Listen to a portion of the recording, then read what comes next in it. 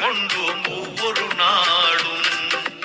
எத்தனை கேள்விகள், எத்தனை பதில்கள் ஒவ்வொரு நாளும். எத்தனை எத்தனை எத்தனை எத்தனை ஒவ்வொரு நாளும். கலந்துரையாடுவோம், கலந்துரையாடுவோம், கலந்துரையாடுவோம். எத்தனை செய்திகள் பேசி அறிந்தோம் ஒவ்வொரு நாளும். எத்தனை மனிதரை கண்டு மகிழ்ந்தோம் ஒவ்வொரு நாளும்.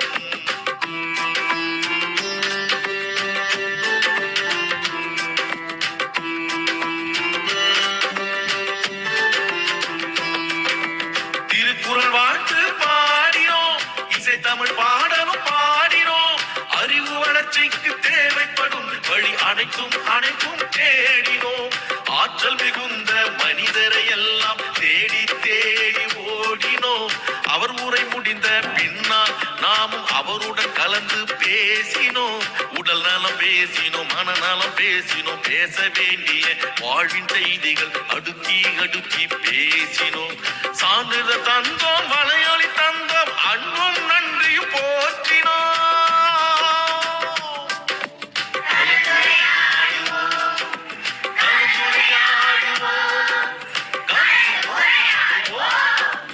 எத்தனை செய்திகள் பேசி அறிந்தோம் ஒவ்வொரு நாளும். எத்தனை மனிதரை கண்டு மகிழ்ந்தோம் ஒவ்வொரு நாளும்.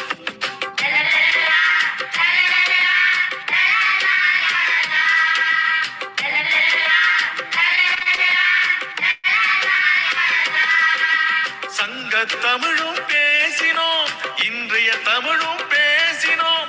எந்த தமிழை பேசினாலும் நாம் பகுத்தறிவுடனே பேசினோம். தொல்லிய தொடங்கி சுவடிகள் வரையில் தோண்டி தோண்டி பேசினோம். பெண்ணியம் தொடங்கி சூழ்நிலை வரையில் ஆய்ந்து தோய்ந்து பேசினோம். கவிதைகள் பாடினோம், கதைகளும் கூறினோம். பட்டிமன்றத்து நிகழ்வுகள் கூட பார்த்து பார்த்து பேசினோம். பிள்ளைகள் தொடங்கி பெரியவர் வரையில் இணைப்புரை தந்து பேசினோம்.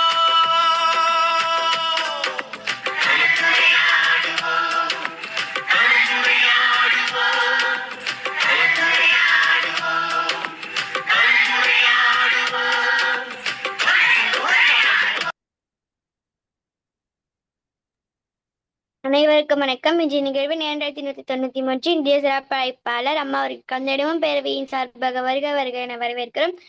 குரலும் பொருளும் கூறுவதற்கு சகோதர சகோதரிகளை அன்புடன் வரவேற்கிறோம். குரலும் பொருளும் வரலாற்றை வழங்குவதற்கு டெல்லி பிரம்மநாயகம் ஐயா அவர்களை அன்புடன் வரவேற்கிறோம்.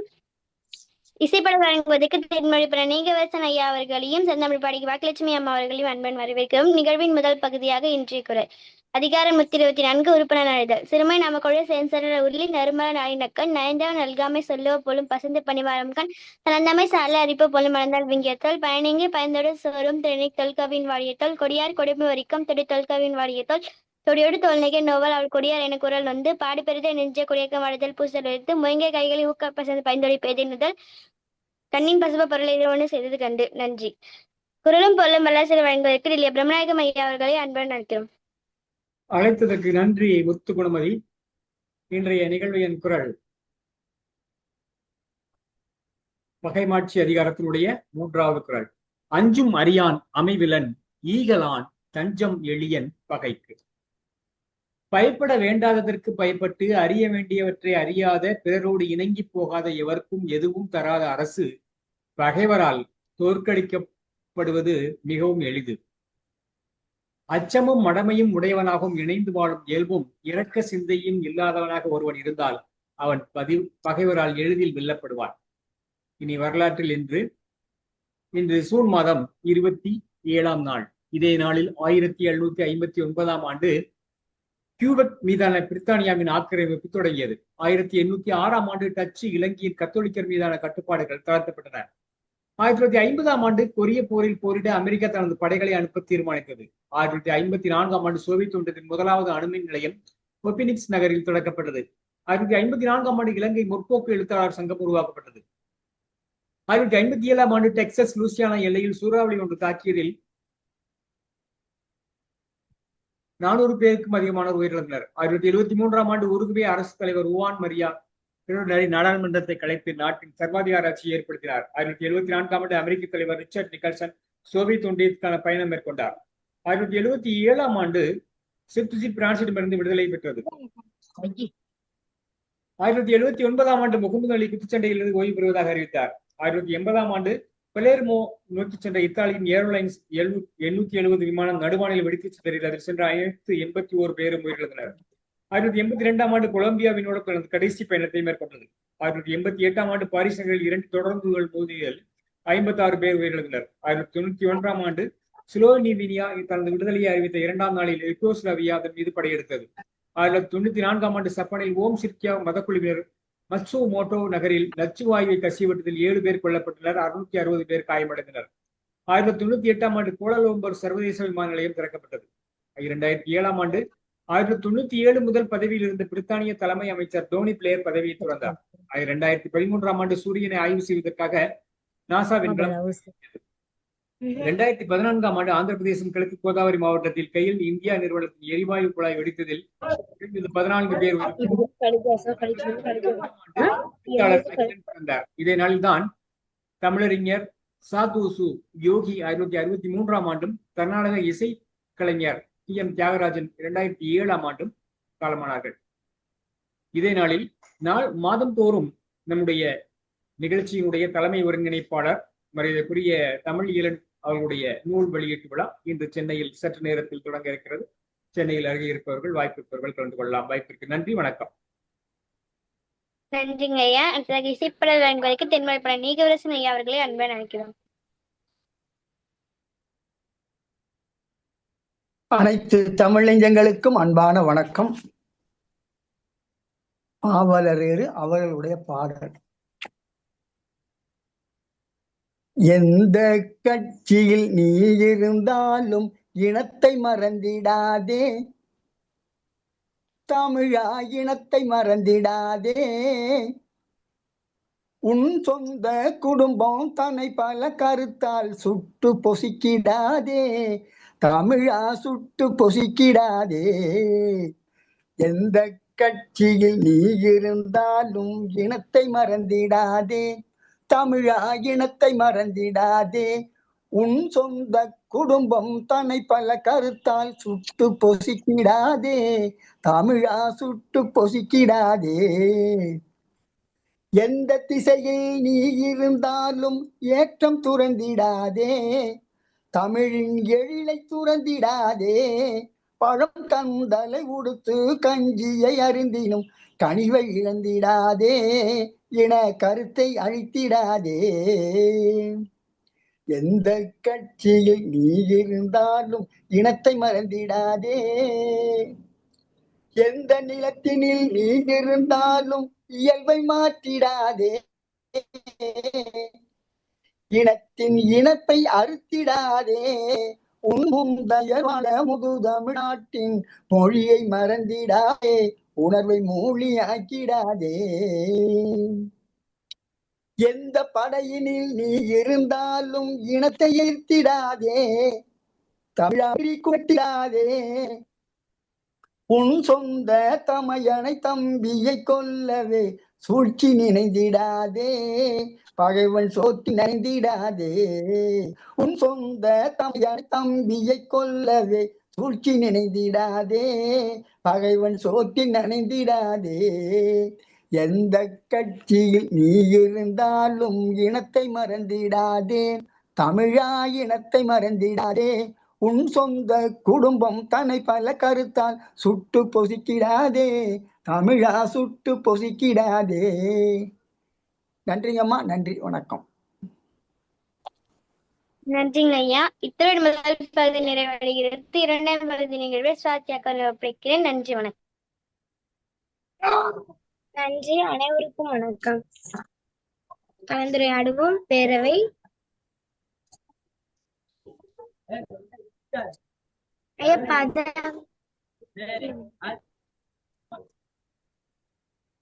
கலந்துரையாடுவோம். பேரவை Tamil Nadu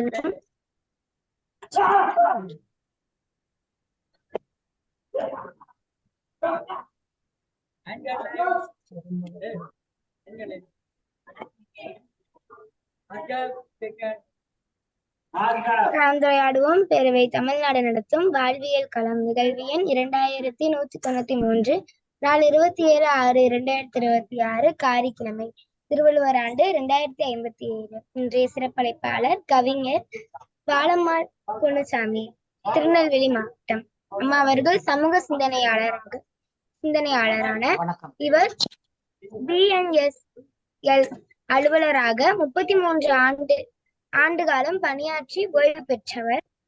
BCom, MA, PG, TCA முடித்து இவர் தற்போது எல்எல்பி வக்கீல் படிப்பில் முனைப்பு காட்டி வருகிறார். பல கவிதை குழுமங்களில் கவிதை எழுதி வருகிறார். சில கவிதை குழுமங்களில் நடுவராகவும் நெறியாளராகவும் இயங்கி வருகிறார். அம்மா அவர்கள் இன்று பேச எடுத்துக்கொண்ட தலைப்பு இல்லறம் மீதாக வாழ்வியல் சொல்லும் வழிகள். அம்மா தங்கள் 6 மணி வரை உரையாற்றலாம். அம்மா பாருங்கள்.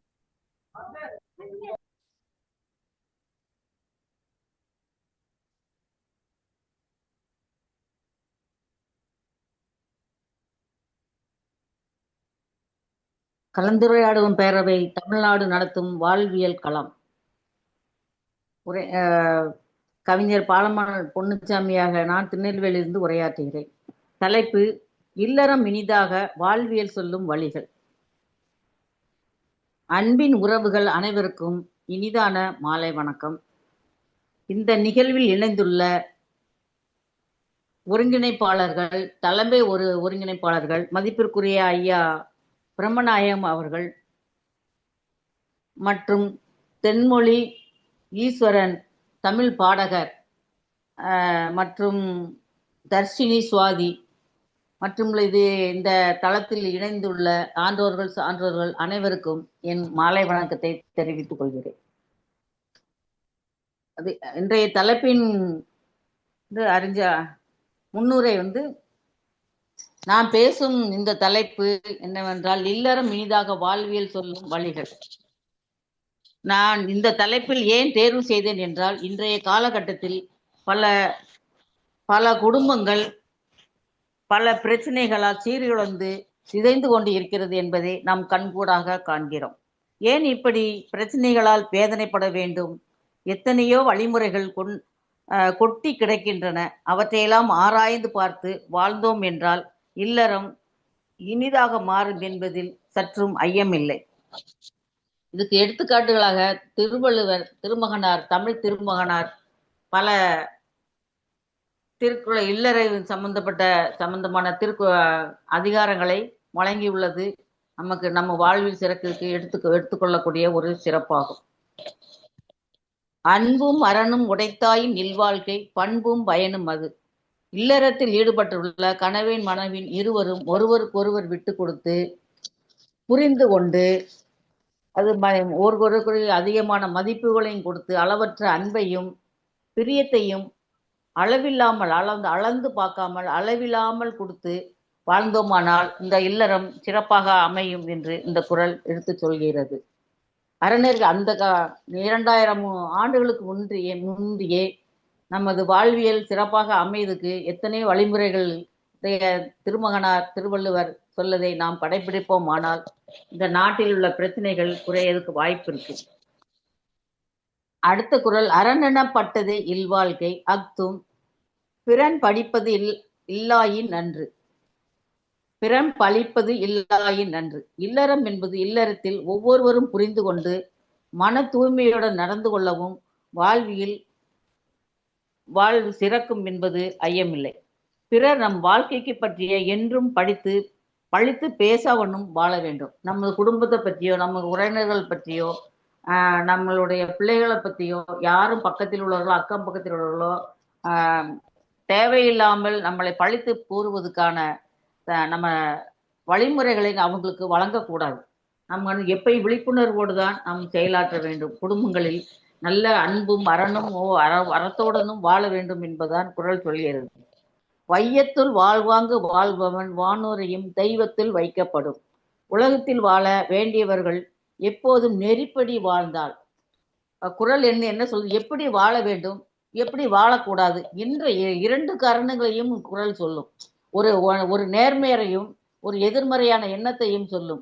அந்த அந்த எதிர்மறையான கருத்துக்களையும் சொல்லும். அந்த கருத்துக்களை நாம் சிறப்பாக கையாண்டு வந்தால் அண்ணனுடைய இல்லறம் சிறப்பாக அமையும்.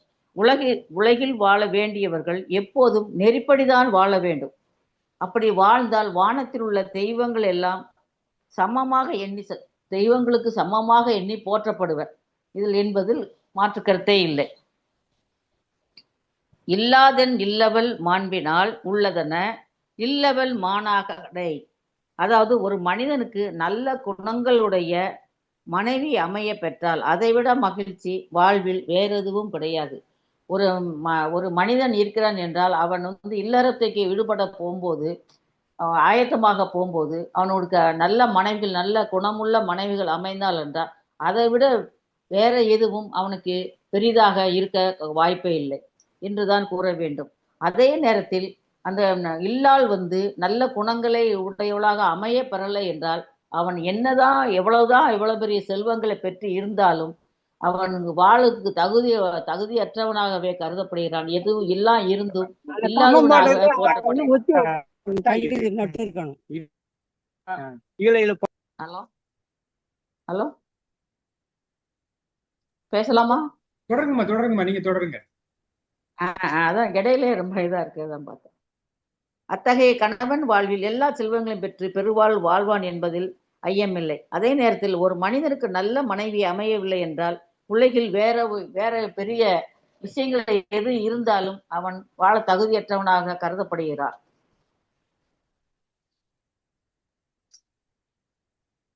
பெண்ணின் பெருந்தக்க யாவுள்ள கற்பெண்ணும் திண்மையுன்னாக பெறேன். இல்லறத்தில் இணைந்து விட்ட ஆணுக்கும் பெண்ணுக்கும் கற்பு என்னும் செயல் உறுதியோடு இருக்குமானால் அவர்களை விட உயர்வானது உலகில் வேற எதுவும் இல்லை. அது கற்பு என்பது பெண்களுக்கு தான் என்று சில காலங்களாக சமீப காலங்களாகவே பெண்களுக்கு தான் என்று நாம் சொல்லிக்கிட்டு இருக்கோம். கற்பு என்பது இரு பாலாருக்கும் கூடிய உரிதான ஒரு நல்ல குணமாகும். கற்போடு வாழ வேண்டும். வாழ்ந்தால் அவன் சிறந்த மனிதனாகவே போற்றப்படுகிறான் என்ற கருத்துக்கு வேறு மாறுபாடு இல்லை. நெறிமுறைப்படி வாழணும், அடுத்தவர்களுக்கு பின்பற்றி வாழணும், பணிவோடு வாழணும், அன்புடனும் அரவணைப்போடும் வாழ்ந்தால், இரண்டு பேருமே இணைந்து வாழ்ந்தால் எந்த விதமான சிக்கலும் இல்லாமல் பிரச்சனைகளும் இல்லாமல் அமைதியாக ஓடம் போல ஆனால் போய்கொண்டே இருக்கும். அந்த தண்ணியிலே நீந்தி போய்கொண்டே இருக்கும். அந்த வாழ்வின் அமைதியாக நடைபெற்று கொண்டே இருக்கும், கடந்து போய்கொண்டே இருக்கின்றது. இதுதான் மக்கள் நாட்டில் உள்ள வழக்கம் என்றுதான் நம்ம சொல்லுகிறோம். அது கற்பு எனக்கு தான், கற்பு உனக்கு தான் அப்படிங்கிறது விவாதிக்கிறதுக்கு இல்லறத்தில் இடமே இல்லை என்றுதான் கூற வேண்டும். மங்களம் என்பது மனையாட்சி மற்ற அதன் நன்கலம் நட்பக்க பேரு. ஒரு இல்லறத்தில் கணவன் மனைவி இருந்தாச்சு, அவங்க நெறிப்படி வாழ்றாங்க. அதுக்கடுத்து என்ன வேணும்? நெறிப்படி வாழ்றாங்க, கற்புடன் வாழ்றாங்க, இந்த நல்ல குணத்தோட வாழ்றாங்க. அதுக்கடுத்து என்ன? நம்மளோட வாரிசுகளை உருவாக்கி அவர்களை இந்த உலகத்திற்கு நல்ல குழந்தைகளாக அர்ப்பணிக்க வேண்டும். இது எவ்வளவு பெரிய செயல்! இது சாதாரண செயல் இல்லை. ஒரு பிரம்மச்சாரியா கூட இருந்துடலாம். ஆனா இதை கட்டுக்கோப்பாக கொண்டு பிள்ளைகளையும் குழந்தைகளையும் பெற்று குழந்தைகளும் நல்ல வழிப்படுத்தி நமக்கு அமைப்பு அவர்களை நல்வழிப்படுத்தி இந்த உலகிற்கு கொடுத்தோமானால் அதை விட பெரிய செல்வம் வேற எதுவும் கிடையாது. குழந்தைகள் இல்லறத்துக்கு முக்கியமாக செல்வங்கள். அந்த குழந்தைகளை கொஞ்சம் மகிழ்வதுதான் எத்தனை பேரின்பம். அந்த பேரின்பத்தை அடைவதுதான் மனிதனுடைய நோக்கமாக இருக்க வேண்டும். அந்த குழந்தைகள் தவறான வழியில் போகாத அளவுக்கும் அவர்களுக்கு வேற பாதுகாப்பு இல்லாமல் நடந்து கொள்வதற்கும் இல்லாமல் நாம் அந்த குழந்தைகளை பாதுகாப்போடு அரவணைப்போடு அறிவுரையோடு நல்லபடியா வளர்த்து அவர்களை இந்த உலகிற்கு கொடுப்பதில் தவம் இருந்துதான் அந்த வாழ்க்கையை நம்ம செய்ய வேண்டும் என்றுதான் இந்த குறள் சொல்கிறது.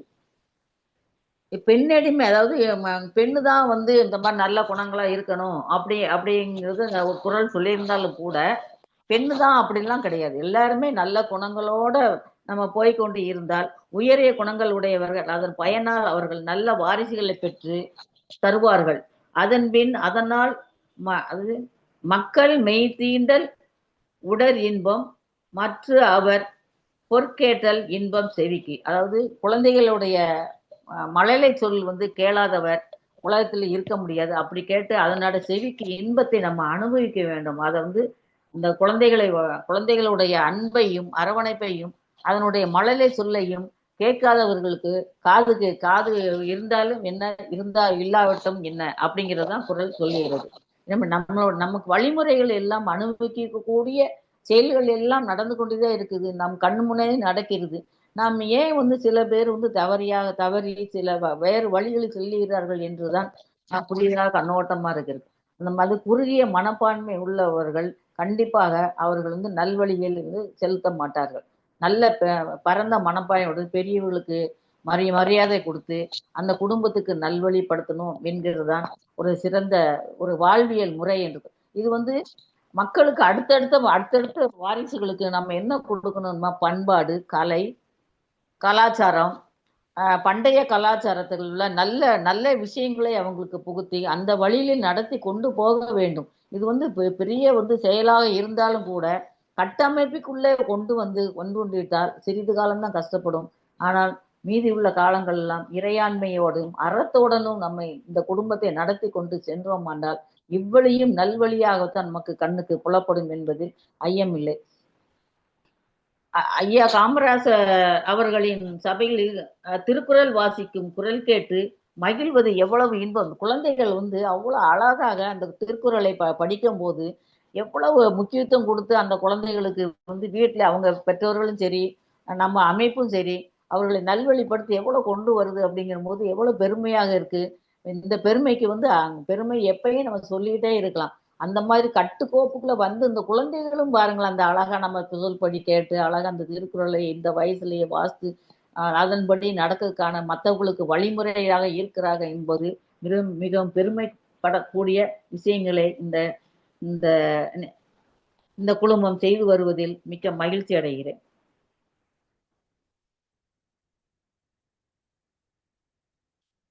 சில மனிதர்கள் வந்து நாட்டுல வந்து மிருகங்களாக மாறிக்கொண்டு போகிறார்கள்.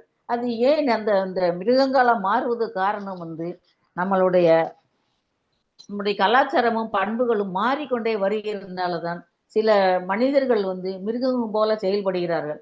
அதுக்கு தடை ஏதும் இல்லையா, தடை விதிக்க எப்ப வழி ஏதும் இல்லையா என்று எல்லோருக்குமே வந்து மனதில் வந்து வருத்தங்களை உண்டு பண்ணுகிறது. கணவன் மனைவி மிகவும் பலப்பட்டதா கணவன் மனைவி உறவு வந்து எப்பயும் ஒருக்கு மரியாதையோடு இருக்க வேண்டும். எதையும் அதட்டலாகவோ அதிகாரத்தோடவோ கருத்துக்களை திணிக்க கூடாது.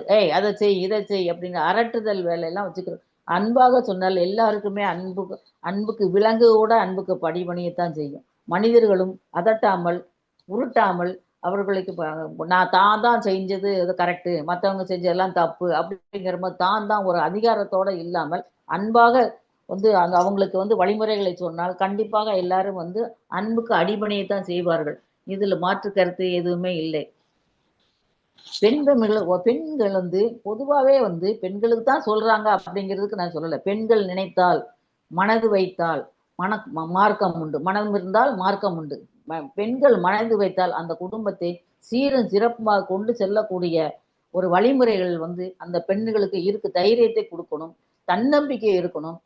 நமக்கு நம்ம வீட்டு தலைவர்கள் வந்து சில நேரங்களில் குழப்பம் அடையும் போது அவங்களுக்கு தைரியத்தை கொடுத்து குழப்பத்தை உண்டு பண்ணாமல் அந்த செயல்களை திறம்பட செய்துக்கு உடன் இருந்து ஒத்துழைக்க வேண்டும்.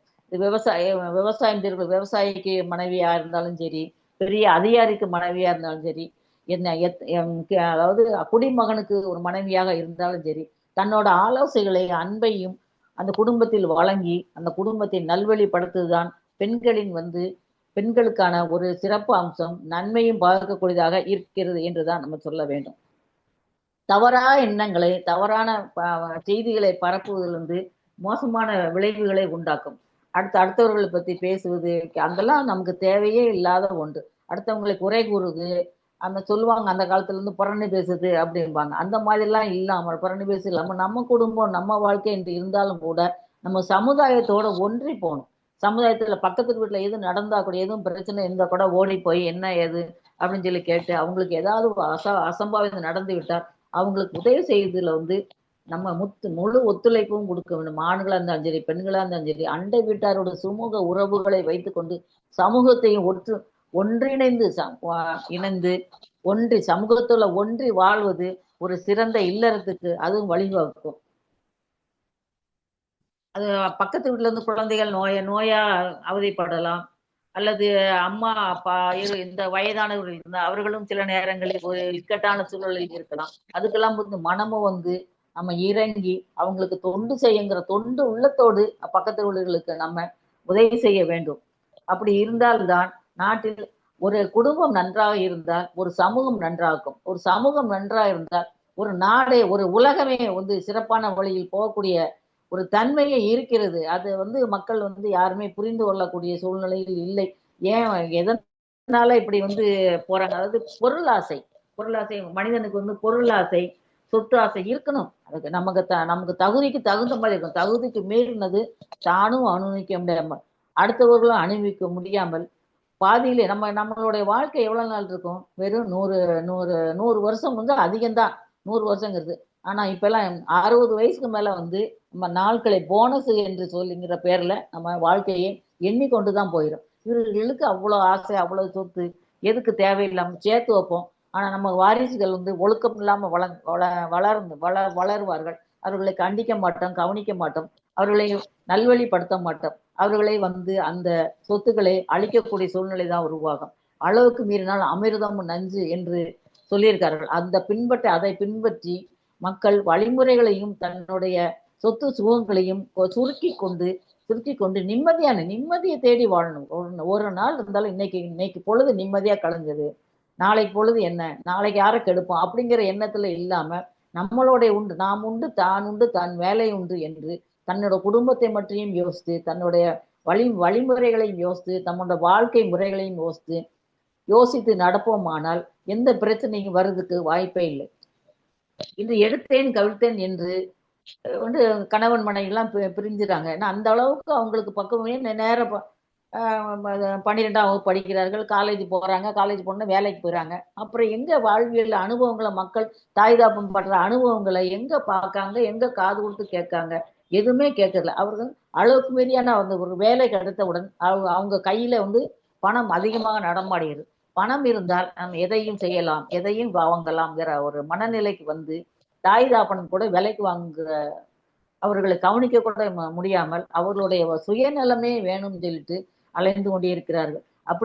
அப்படி அலையாமல் அந்த கஷ்டப்பட்டு நம்ம அந்த பணத்தை சம்பாதிக்கணும். பெற்றோர்களும் நம்ம கூட பிறந்தவங்களும் எவ்வளவு மன வருத்தத்திலிருந்து நம்மளை படிக்க வைத்திருப்பார்கள் என்ற ஒரு சிந்தனை செயலோடு நம்ம கொண்டு சென்றோம் என்றால் கண்டிப்பாக இறைவர்களுடைய பிரச்சனைகள் வர்றதுக்கு இல்லை. தான் பெரியவன், தான் இளையவன் அப்படிங்கிற எண்ணங்கள் இருக்கவே கூடாது. அதே நேரத்தில் வாழ்வில் என்ன சொல்ல, நம்ம கணவன் வந்து எப்பயும் மனைவிட்ட தோத்துக்கிட்டே இருக்கணும். அதே மாதிரி மனைவி வந்து கணவன்கிட்ட தோத்துக்கிட்டே இருக்கணும். தோத்து போறதில்ல, அதாவது தோல்வி அடைதல வந்து குடும்பத்துல இல்லறத்துல வந்து அதுல போட்டி போடணும். நான் தோத்துப்பேன், நான் விட்டு கொடுத்துறேன் நீ அதுவும் 2 பேருமே விட்டு கொடுத்தோம். ஒரு ஆளை விட்டு கொடுத்து ஒரு ஆளை வளர்ந்து அது வந்து முறையில்லை. சரியான துணையோடு வாழ்வுக்கான ஒரு நிம்மதி இல்லாத வாழ்க்கை எல்லாம் போயிடும். ஒருத்தருக்கு விட்டு கொடுத்து ஒரு சந்தோஷமான பல்கலைக்கழகமாக ஒரு குடும்பத்தை ஒரு பல்கலைக்கழகமாக மாற்றுவது நமது கையில் தான் இருக்கிறது. எவ்வளவுதான் நமக்கு எத்தனை திருக்குறள்கள் இருந்தாலும் கூட அதை படித்து அதன் மாதிரியே நமக்கு கொண்டு போகணும் கூட நம்மளுடைய மனப்பக்குவத்தை கொண்டு வந்தால் கண்டிப்பாக இந்த வாழ்வியலில் இன்று ஜெயிக்கலாம் என்கிறதுல மாற்று கருத்தை எதுவும் இல்லை. குழந்தைகளை வந்து எப்பயுமே வந்து சின்ன வயசுல நான் தான் கண்டிப்பேன், நீ கண்டிக்க கூடாது, அம்மா தான் கண்டிக்கணும், அப்பா தான் கண்டிக்கணும் அப்படிங்கிறதுலாம் கிடையாது. தவறு செய்தால் யாரும் கண்டிக்கலாம். கண்டித்து அவர்களை புரிந்து கொள்ளக்கூடிய அன்பாலையோ அடித்தோ கண்டித்து அவர்களுக்கு அந்த செயல் தவறு என்பது உணர்வு வரை நம்ம அவர்களுக்கு அறிவுரை கூறிதான் அந்த குழந்தைகளை வந்து வளர்த்து கொண்டு வர வேண்டும். இதெல்லாம் வந்து சிறந்த வாழ்வியல். குடும்பத்துல வந்து ஒரு குழந்தைகள் பராமரிப்புங்கிறது அவ்வளவு லகுவானது இல்லை, எல்லாம் கடினமானதுதான். கடினமான இந்த அன்பாலே நம்ம எதையும் சாதிக்கலாம் என்கிறது உளவியல் ரீதியாக அன்பால் எதுவும் சாதிக்கலாம் அப்படின்னு சொல்லிதான் சொல்லிடுது. அதே மாதிரி குடும்பத்துல இருந்து ஒரு கட்டுக்கோப்பு வேணும். குடும்பத்துல இருந்து நான் காலையில எந்திரிக்கணும், எழுந்திரிச்ச உடனே ஒரு தலைவனோ தலைவியோ அவங்களுடைய பெட்டுகளை மடிச்சு ஒழுங்கா அடுக்கு வச்சு, அப்புறம் அப்புறம் வந்து பல்லு விளக்கி, அதுக்கப்புறம் காலை கணைகளை முடித்து அந்த நம்ம வேலைகளை தொடங்க வேணும். இப்படி நம்ம வந்து பழகுனோம்னால் நம்ம பிள்ளைகளும் நம்ம மாதிரி பழகுறதுக்கு அவங்கள பழக்கப்படுத்தணும். இப்போ இந்த எடுத்து வை அதெல்லாம் வந்து யாரும் எதுவும் சொல்லாம சொன்னா வருத்தப்படுவாங்களோ, அழுவாங்களோ, கோச்சுக்கிருவாங்களோ அப்படிங்கிற மனநிலைக்கு அவங்களுக்கு தெரியாது. தெரியாததை நம்ம பக்குவமாக பெற்றோர்களா அவர்களுக்கு எடுத்து சொல்லி அவர்களுக்கு வாழ்வில் இப்படியே இந்த அடிப்படையிலே இருந்து குற்ற உணர்வு இல்லாமல் ஒரு நல்ல எண்ணத்தோடு நம்ம அவங்கள வளர்க்க பழகிக்கொள்ள வேண்டும். எல்லாம் வந்து இளைஞர்கள் வந்து ரத்த தானம் அதெல்லாம் கொடுக்கத்தான் செய்யறாங்க, இல்லைன்னு சொல்ல. அதே நேரத்தில் வெளியில வந்து சமுதாயத்துக்கு செஞ்சாலும் கூட வீட்டிலையும் வந்து தாய் தகப்பனை மதிச்சு அவங்களுக்கும் அறிவு இருக்கு, படிச்சோ படிக்கலையோ நம்மளை விட வயதில் பெரியவர்கள், அவங்களுக்கு அனுபவ அறிவு இருக்கு அப்படிங்கிற நம்பிக்கையோடு அந்த அனுபவத்தை நம்ம மதிச்சு அவங்களுக்கும் நல்ல பிள்ளைகளாக முதல்ல இந்த வீட்டுக்கு நல்ல பிள்ளைகள் அந்த தான் நாட்டுக்கு நல்ல பிள்ளையாக வளர முடியும் என்பது மாற்று கருத்தே இல்லை. அதே மாதிரி தன் கடமைகளை செய்ய வேண்டும், கணவனுக்கு அன்றாட அது மாதிரி மனைவியை வந்து கடமைகளை நம்ம வாட்டுக்கு எழுந்துச்சு உடனே வந்து டிவி இப்ப எல்லாம் வந்து நிறைய சாதனங்கள்லாம் வந்துருச்சு பொழுதுபோக்குதுக்கு. நம்ம வாட்டுக்கு டிவி போட்டுட்டு காலையில உட்காந்தா எப்படி? காலையில யாரு யாரு வந்து டீ போட்டு கொடுப்பாங்க? அது அதாவது அடுப்படியில போய் வேலை செய்யறது வந்து செஞ்சா இது பெண்களுக்கு மிகவும் ஆரோக்கியமானது. வேற யாரும் வந்து செஞ்சா 1க்கு 2 வேலையாயிரும். அதுக்கு நம்மளே வந்து கட்டுக்கோப்பாக அந்த அந்த சமையல் கட்டுகளை நல்லா துடைத்து வைத்து நல்ல அன்பாக எல்லாத்துக்கும் சமைச்சு கொடுத்து அந்த எந்தவித குறைபாடும் இல்லாமல் டேஸ்டாக ரொம்ப சமைத்து கொடுத்து அவர்களுக்கு நல்ல பேர் வாங்கணும். இது ஒவ்வொருத்தருக்கு இது எப்படி இருக்கு அது எப்படி இருக்குன்னு சொல்லி கேட்டு கேட்டு சமைச்சு கொடுத்தால் அது வந்து ஒரு கலை, சமையல் கலை. ஒரு நல்ல எண்ணத்தோட நல்ல ஒரு ஆர்வத்தோட செய்யக்கூடியது வந்து ஒரு சமையல் கலை. அந்த சமையல் கலையை வந்து ஆண்களுமே கத்துக்கிடலாம். சில நேரங்களில் மனைவிகள் வந்து உடம்பு முடியாம படுத்துக்கிட்டாங்க, அவங்களை எதிர்பார்த்து கொண்டு இன்னைக்கு ஆர்டர் பண்ணவா, இன்னைக்கு நான் எப்படி ஒரு கஞ்சி கூட வைக்க தெரியாம ஒரு ஒரு ஆண்கள் இருக்கிறார்கள் என்றால் அது வந்து ரொம்ப ரொம்ப மோசமான ஒரு சூழ்நிலை தான். தனக்கும் எல்லா வேலையும் தெரிய வேண்டும், முடியாத பட்சத்தில் அவங்களுக்கு உதவி செய்ய வேண்டும். அந்த நேரம் கடைகளில் கொடுத்து 1க்கு 10 விலை கொடுத்து வாங்கி அந்த ஏற்கனவே உடல்நிலை கட்டு இருப்பாங்க, அந்த நேரம் செலவுகள் அதிகமா இருக்கும். இது அந்த கடையிலையும் வாங்கி சாப்பிட்றதும் அதை விட ரொம்ப செலவு அதிகமாக. செலவுகளை கம்மி பண்ணலாம். நம்ம கட்டுக்குள் கொண்டு வந்து இந்த மாசைக்குள்ள இவ்வளவுக்குள்ள எதிர்பாராம ஒரு செலவினங்களை வந்துவிட்டால் அதில் கண்ட்ரோலுக்கு கொண்டு வந்து வழி நடத்துவது ஆணும் பெண்ணும் சமம் தான் என்றுதான் சொல்ல வேண்டும். அது பெண் தான் செய்ய வேண்டும், ஆண் தான் செய்ய வேண்டும் என்ற கருத்தே கிடையாது. அதே மாதிரி இப்ப வீடு விருந்தோம்பல் ஒண்ணு இருக்கு பாருங்க. விருந்தோம்பல் வந்து நம்ம வீட்டுக்கு வராங்க, நம்ம குடும்பம் மட்டும் இல்லை, நமக்கு உறவினர்கள் வருவாங்க. உறவினர்கள் வரும்போது அவங்களை வந்து பார்த்தா வந்த உடனே அவங்களுக்கு அந்த காலத்துலலாம் வந்து சாப்பிடாம விட மாட்டாங்க. ஒரு இறப்பு வீட்டுக்கு போனாலும் சரி, ஒரு கல்யாண வீட்டுக்கு போனாலும், எந்த ஒரு நிகழ்ச்சிக்கு போனாலும் விருந்தினர்கள் வருவாங்க, அவங்கள சாப்பிட ஒரு டீ கூட போட்டு கொடுக்காம யாரும் அனுப்ப மாட்டாங்க. இப்ப அப்படி இல்லை, அந்த மாதிரி இல்லை. போய் ஒரு துஷ்டி வீட்டு போனா கூட நமக்கு தண்ணி பாட்டில கூட கையில சுமந்துக்கிட்டு தான் போக வேண்டியிருக்கு. ஏன்னா யாரும் உறவினர் வீட்டுக்கு நம்ம போனோம்னா என்ன கேட்பாங்க? சாப்பிட்றீங்களா அப்படின்னு சொல்லி கேட்பாங்க. சாப்பிட்றீங்களான்னா எப்படி மனசார சரி சாப்பிட்றேன்னு சொல்ல முடியும்? சாப்பிடுங்க அப்படின்னு சொல்லி சொல்லணும். அதே மாதிரி நாங்கள் ஒரு வீட்டில் வந்து ஒரு 30 வருடத்துக்கு முன்னாடி ஒரு வீட்டில் வாடகைக்கு இருந்தோம்.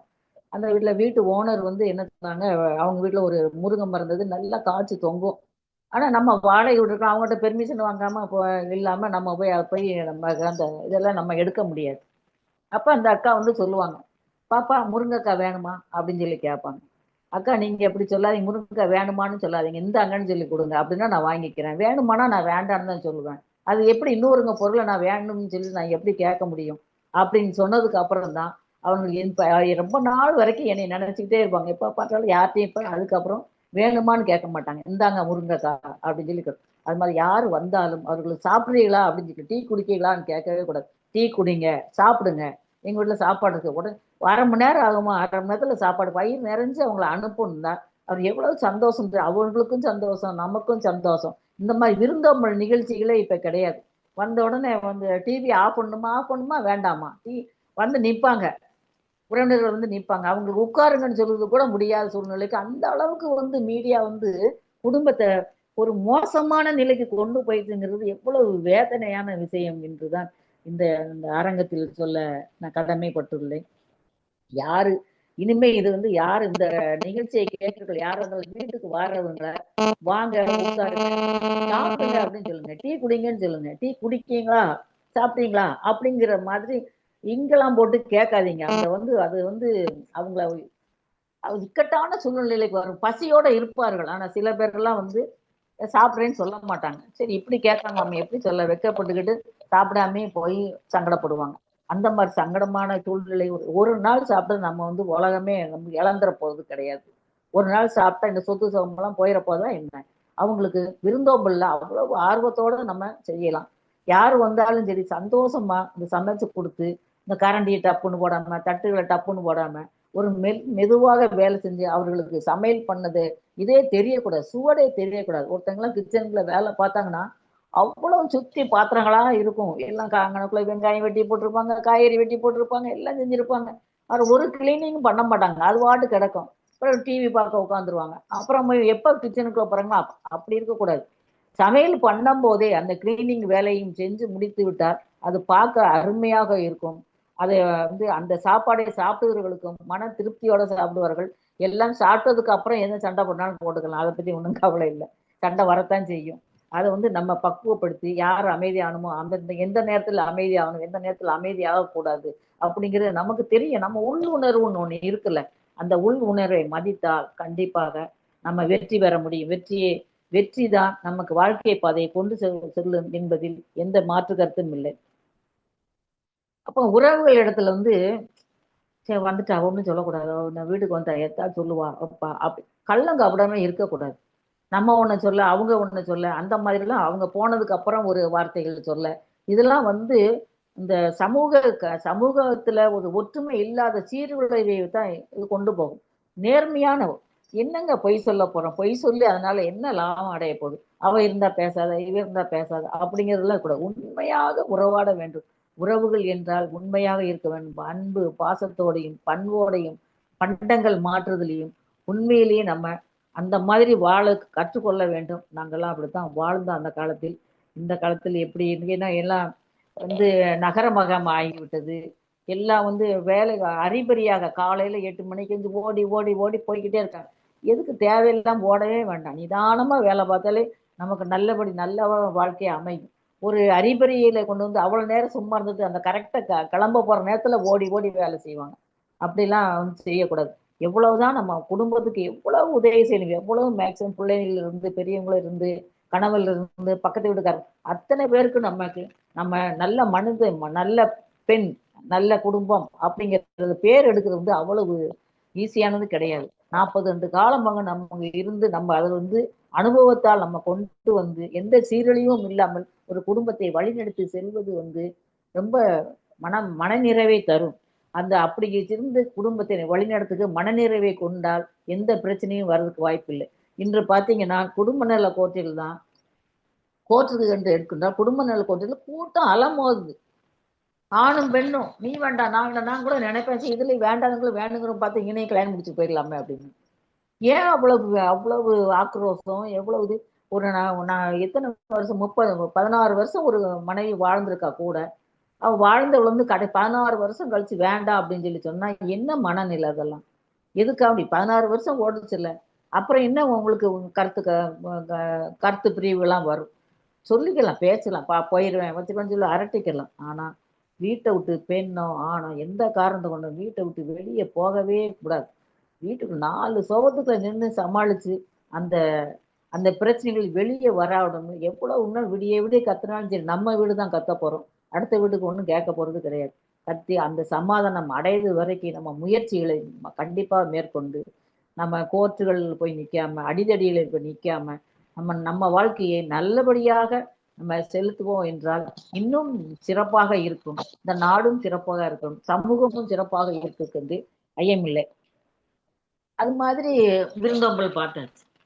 விருந்தோம்பலுக்கு எப்படி நம்ம சும்மா எடுத்த உடனே நம்ம சமைச்சு கொடுத்துட முடியுமா? வேணும்ல பொருளாதாரம். எப்படி உழைக்கணும், ஆணும் பெண்ணும் உழைக்கணும், ஆணும் பெண்ணும் பெண்களும் ஆண்டு. அது உழைப்புல வந்து சகிக்கவே கூடாது. என்ன வேலை கொடுத்தாலும் செய்யணும். என்ன வேலை எப்படிலாம் வந்து நல்ல நேர்மையான வழியில் நமக்கு வருமானம் வரும் எப்படி தெரிந்து கொண்டு அந்த வாழ்வியலுக்கு தேவையான அந்த குடும்பத்துக்கு தேவையான பொருளாதாரத்தை சேர்க்கிறதுக்கு நம்ம அரும்பாடு படணும். அரும்பாடு பட்டாதான் நிம்மதியான ஒரு தூக்கமும் வரும். இரவில் நிம்மதியா தூக்கம் இல்லை அப்படின்னு பார்க்க. ஏன்னா வருமானம் இல்லை என்றால் பிள்ளைகளுக்கு என்ன செய்யுது, என்ன சாப்பாட்டுக்கு என்ன செய்ய, வந்தவங்களுக்கு என்ன செய்ய, போனவங்களுக்கு என்ன செய்ய அப்படின்னு சொல்லி மனசு பெண்ணு ஒரு பக்கம் வந்து அல்லாடும், ஆண் மனசு ஒரு பக்கம் அல்லாடும். அந்த மாதிரி சூழ்நிலைகள் எல்லாம் நம்ம இருக்கும்போது நம்ம உழைப்பு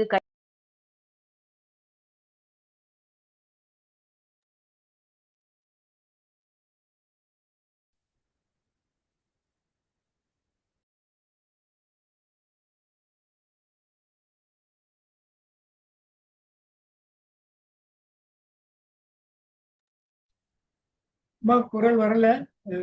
ஏதாவது அழைப்புகள் வந்துருச்சுங்களாம்மா?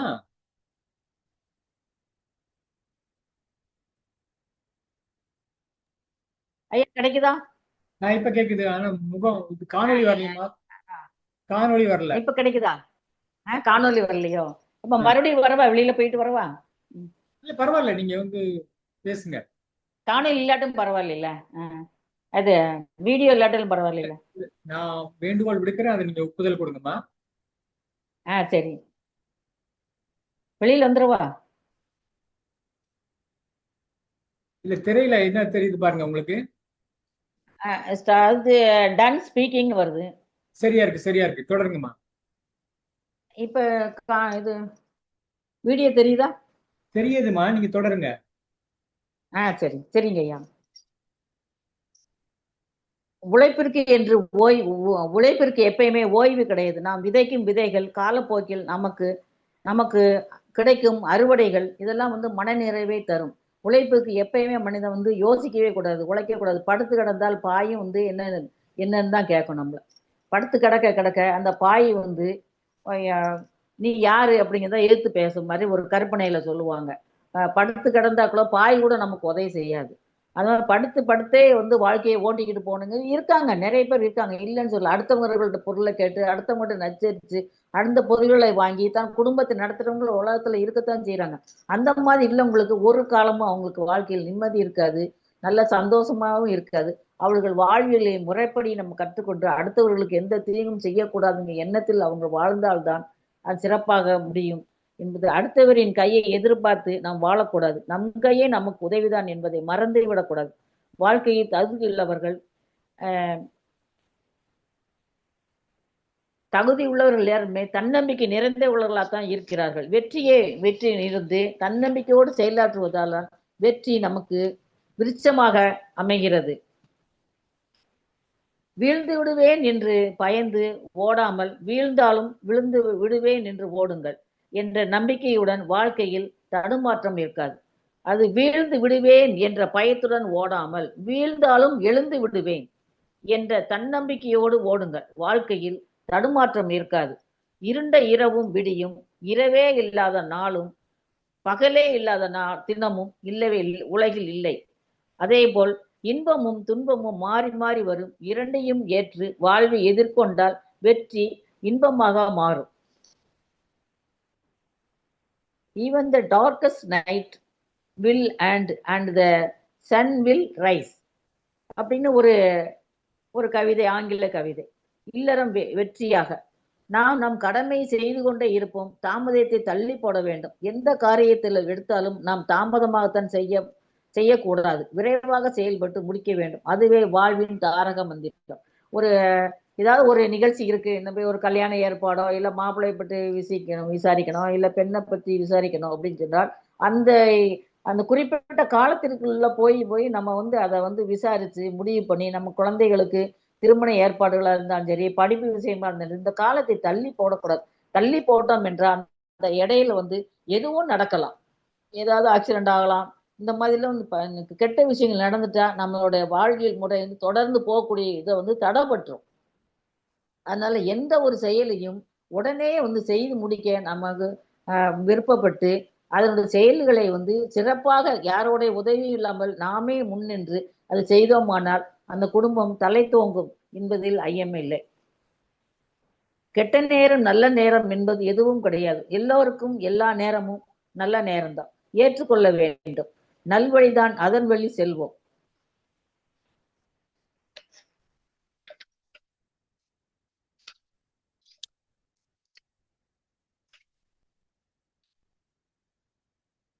மனிதன் எதை செய்யக்கூடாது, எப்படி மாறக்கூடாது என்று நன்கு அறிந்து அவ்வாறு செயல்படாமல் தவிர்ப்ப, அதாவது எதை செய்யக்கூடாது, எப்படி நடந்து கொள்ளக்கூடாது அப்படிங்கிறத நம்ம தெரிஞ்சு வச்சிருப்போம். அந்த செயல்களை மறுபடியும் நம்ம செய்யக்கூடாது. அதை வந்து தவிர்த்து தன் விழிப்புணர்வுடன் செயல்படுமானால் அது வாழ்வில் வந்து விழிப்புணர்வு முக்கியத்துவம் வாய்ந்ததாக இருக்கும். விழிப்புணர்வும் இருக்கணும். ஒரு மனிதனுக்கோ ஒரு குடும்பத்திலேயோ சமுதாயத்திலேயோ விழிப்புணர்வோட எப்பயும் இருக்கணும்.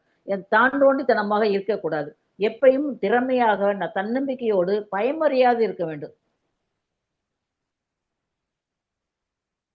ஓய்வறியா உழைப்பும் விடாமுயற்சியும் ஒரு நாள் வெற்றி பாதையைத்தான் நமக்கு பரிசளிக்கும். இல்லறத்தில் கணவனும் மனைவியும் ஒருவருக்கொருவர் விட்டு கொடுக்க விட எந்த நிகழ்வாக இருந்தாலும் தினம் தினம் தேர்வாக வேண்டும். அப்படி தோற்று போவதில், அதாவது நான் தோற்று போவதில் வந்து முன்னுரிமை கொடுக்க வேண்டும். நான் தான் தோத்து போவேன், நீங்க தான் தோத்து போவீங்க அப்படிங்கிறத இல்லை. நான் உன்ட்ட தோத்துறேன், நீ ஏன்ட்ட தோத்துறேன் அப்படிங்கிறதே கொண்டு போனால் நமக்கு வாழ்க்கையில் விரிசலே இருக்கிறதுக்கு வாய்ப்பு இல்லை என்றுதான் நம்ம சொல்ல வேண்டும். அனுபவ தத்துவம். இன்றைய காலகட்டத்தில் காயப்படுத்துவர்களை பழிவாங்க நினைத்து வாழக்கூடாது. நிகழ்வினை எளிதாக கடந்து செல்வதால் நிம்மதி தரும். அது ஒருத்தர் நமக்கு தீங்கு செய்கிறார்கள் என்றால் அவர்களுக்கு பதிலுக்கு நம்ம செய்யும்னா அவங்க பதில் செய்வாங்க. அப்படி மாறி மாறி மாறி பதில் ரெண்டு அந்த குடும்பத்துக்கு நிம்மதி இருக்காது, நம்ம குடும்பத்துக்கு நிம்மதி இருக்காது. சரி போறான், அவ்வளவுதான், அவனுக்கு தெரிஞ்சது அப்படித்தான் அப்படின்னு சொல்லிட்டு அவனை கடந்து செல்ல வேண்டும். கடந்து சென்றால் அந்த கொலை கேஸ், கோர்ட்டு வாசல், போலீஸ் ஸ்டேஷன் இப்படிலாம் போக வேண்டிய அவசியமே இருக்காரு. உனக்கு தெரிஞ்சது ஐயா விடு, ஆளை விடு, சரி போ, நீ நல்லா இருந்துட்டு போ அப்படிங்கிற மனப்பக்கத்தோட இருந்து நம்ம ஒதுங்கி கொள்ள வேண்டும். அந்த சந்தர்ப்பங்களை பயன்படுத்தி நம்ம ஒதுங்கி வாழ்வது தான் சிறந்த வழிமுறைகளை கொடுக்கும். இது வந்து அதாவது நிறைய நம்ம எடுக்கலாம். எடுத்துக்காட்டுக்கு அப்புறம் எல்லாம் படித்து எடுக்கலாம். நம்ம கொடுக்குற 1 மணி நேரம் தான். இந்த முக்கியமான இந்த வாழ்வியலை கடைபிடித்தாலே நம்ம சிறந்த குடும்பம் வாழ்வியல் நோக்கி நல்ல பாதையில் செல்லக்கூடிய ஒரு தத்துவத்தை நாம் புரிந்து கொள்ள வேண்டும். அன்பும் ஒற்றுமையும் வளர்ந்து மேலோங்கி இருக்க வேண்டும். வீட்டில் உள்ள அனைவரிடத்திலும் கணவன் மனைவியார்கள் மதிப்புடன் அன்புடன் பழகுவதே அடித்தளமாகும். அப்புறம் வந்து சமூகத்தின் அடிப்படை. நல்ல குடும்பங்களை சேர்ந்து நல்ல சமூகத்தை உருவாக்க வேண்டும். பொருளாதார முன்னேற்றம். குடும்ப உறுப்பினர்கள் அனைவரும் சிறப்பாக உழைத்து குடும்பத்தை மேம்படுத்தி அதன் நல்வழிகளை கடந்து செல்ல வேண்டும். எல்லாருக்கும் எல்லா வாய்ப்புகளும் கிடைக்கும். படிக்கிறதுக்கான வாய்ப்புகள், மற்ற திருமண வாய்ப்புகள், இதுமே குழந்தைகளுக்கு படிக்கக்கூடிய செலவுகள் எல்லாமே வந்து அது நம்மளுடைய உழைப்பினாலேயே நம்ம நிவர்த்தி செய்யக்கூடியலாம். அடுத்தவர்களுக்கு வாங்கணும் என்று நினைக்கக்கூடாது. முடியாத பட்சத்தில் ஏதோ ஒரு முடியாத திடீர்னு ஒரு நிகழ்வு நடந்து விட்டால் அதற்கு வேணா அக்கம் பக்கத்திற்குள்ளேயோ நண்பர்களிடத்தையோ தெரிந்தவர்களுக்கு மட்டும்தான் நம்ம கடன் வாங்க வேண்டிய ஒழிய மற்ற யார் இடத்திலும் கடன் வாங்கக்கூடாது. மேக்சிமம் வந்து பேங்க்ல கடன் வாங்கிட்டா அவங்க வீட்டு வாசலுக்கே வர மாட்டாங்க. அது நம்ம கடன் வாங்கினதே வெளியில தெரியாது. அது வாட்டுக்கு மாசம் மாசம் போய்கிட்டே இருக்கும். நமக்கு யாருமே இல்லை, கடன் கொடுக்கறதுக்கு யாருமே தயாரா இருக்க மாட்டாங்க. அதனால நமக்கு அரசாங்கம் வந்து நமக்கு நல்வழியெல்லாம் செஞ்சு கொடுக்காங்க. நல்ல ஒரு பேங்க்ல நம்மளுடைய டிவியை வந்து அழகா கட்டிக்கிட்டே வந்தாலே நம்ம சிபில்லாம் நல்ல சிறப்பா இருக்கும். அவங்களுக்கு அடுத்து எப்ப கடன் கேட்பாங்க அப்படிங்கிற முடிவுக்கு வந்துருவாங்க. அதனால நம்ம கடன் வாங்குறதே வெளியில யாருக்கும் தெரியாது. நல்ல சிறப்பான வாழ்க்கையை வாழ்ந்து நம்ம சிறந்தவங்கலாம். இது ஒரு சின்ன வாழ்வியலுக்கான ஒரு வழிமுறை தான். இல்லறம் என்பது தனிப்பட்ட வாழ்க்கையை மட்டுமல்ல, அதுக்கும் நலம், சமூகம், ஒற்றுமை, பண்பாடு, வளர்ச்சி, பெண்களின் பாதுகாப்பு ஆகிய எல்லாவற்றையும் சிறந்த அடித்தளமாக ஒரு குடும்பம் வந்து எத்தனைக்கும் ஒரு சமூகத்தில் நடக்கிற அத்தனை நிகழ்ச்சிகளுக்கும் ஒரு அடித்தளமான ஒவ்வொரு குடும்பமும் இந்த மாதிரி சிறப்பாக இருந்தால் நம்ம எங்கேயோ போயிடலாம். அதனால இப்போதைக்கு கணவன் மனைவி இவர்களுக்கு பிரிந்து வாழ்வதை தவிர்த்து அவர்களுக்கு அப்படி வாழ்கிறார்கள் என்று அவர்களுக்கு நல்ல அறிவுரைகள் சொல்லி அவங்களை சேர்த்து வைக்கிறதுக்கான முயற்சிகளை நம்ம மேற்கொள்ள வேண்டும். அவங்களுக்கு 2 பேருக்கும் கவுன்சிலிங் கொடுத்து நல்ல கேட்கக்கூடிய மனநிலையும் சொல்லி அவங்களை பிரியாமல் நல்ல வாழ்க்கையை வாழ்வதற்கான வழிமுறைகளை நம்ம பெரியவர்கள் இருந்தால் நம்ம செய்யலாம். அதுக்கான வாய்ப்பு இருந்தால் இந்த மாதிரி நமக்கு அது ஒரு நல்ல ஒரு சமூக தொண்டு மாதிரி கூட நம்ம எடுத்து நடத்தலாம். ஏன் கோர்ட்டு தான் செய்யணும், போலீஸ் ஸ்டேஷன்ல தான் அவங்களுக்கு அறிவுரை சொல்லணும் அப்படிலாம் கிடையாது. எதுக்கு நம்ம பக்கத்து வீட்டில் அவங்க எதுக்கு நமக்கு எதுக்கு வம்பு அப்படின்னு சொல்லி வேடிக்கை பார்க்கக்கூடாது. எம்மாப்பா இங்கேவா இப்படி இருக்கு அப்படி இருக்குன்னு சொல்லி எடுத்துக்காட்டுகளோடு சொல்லி அந்த பொண்ணுக்கும் சரி அந்த பையன்களுக்கும் சரி. ஆனால் இப்போ யார் இந்த பொய்யினுடைய பையன்கிட்டயே பேசுறதுக்கு பயப்படுறாங்க, பெற்றோர்களே பயப்படுறாங்க. அப்ப என்ன ஆயிர போகுது? ஒன்றும் ஆக போறது ஒன்றும் கிடையாது. பேசுவான், 2 கத்துவான், அவ்வளவுதான். ஆனா ஒரு செகண்ட் நினைச்சு பார்ப்பாங்க. நம்ம விட்டுட்டா தான் அவங்களுக்கு வழிமுறையே தெரியாது. ஆனா ஒரு கத்தி விட்டுட்டோம்னா அந்த கத்துக்கு அர்த்தம் இருக்குங்கிறத கண்டிப்பா ஒரு செகண்டாவது அவங்க புரிஞ்சு கொள்ளக்கூடிய மனநிலைக்கு வருவாங்க. எனவே நம்ம சமூகத்தில் ஒரு சமூகத்தில் குடும்பத்தில் இல்லறத்தில் இல்லறம் இனிதாக வாழ்வதற்கு வழிமுறைகள் எல்லாம் எங்க பார்த்தால் வழிமுறை இருக்கத்தான் செய்யுது. நாம் அதை நல்லதை எடுத்துக்கொண்டு கெட்டதை விட்டு வாழ்ந்தோம் என்றால் சிறப்பான வாழ்க்கையை நம்ம வாழலாம் என்று எனக்கு வாய்ப்பு அளித்த அனைவருக்கும், பாமரசு ஐயா அவர்களுக்கும், பிரம்மநாயம் ஐயா அவர்களுக்கும், இந்த குட்டி பிள்ளைகளுக்கும் வாய்ப்பளித்த அனைவருக்கும் நன்றி கூறி விடைபெறுகிறேன். நன்றி, வணக்கம். சிறப்பாக உரையாற்றிய அம்மா அவர்களுக்கு நம்ம நன்றி தெரிவித்துக் கொள்கின்றோம். நன்றிங்க மேம். வாழ்த்துறை வழங்குவதற்கு மதிப்பிற்கும் மரியாதைக்கும் முறைய நடராஜன் ஐயா அவர்களே அன்புடன் அழைக்கின்றோம். தன்னை தயாரிலே இருக்குமாறு தில்லி பிரம்மநாயகம் ஐயா திருக்குறள் காமராஜர் ஐயா அவர்களே அன்புடன் கேட்டுக்கொள்கின்றோம். அனைவருக்கும் வணக்கம்.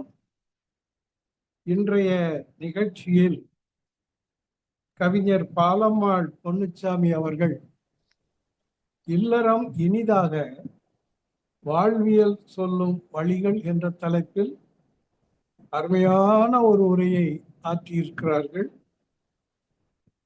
தம்பதியர்கள் அனைவருமே கேட்டு பின்பற்ற வேண்டிய நல்ல கருத்துக்களை அவர்கள் எடுத்து சொல்லி இருக்கிறார்கள். அதுல முக்கியமான ஒரு அறிவுரை என்பது,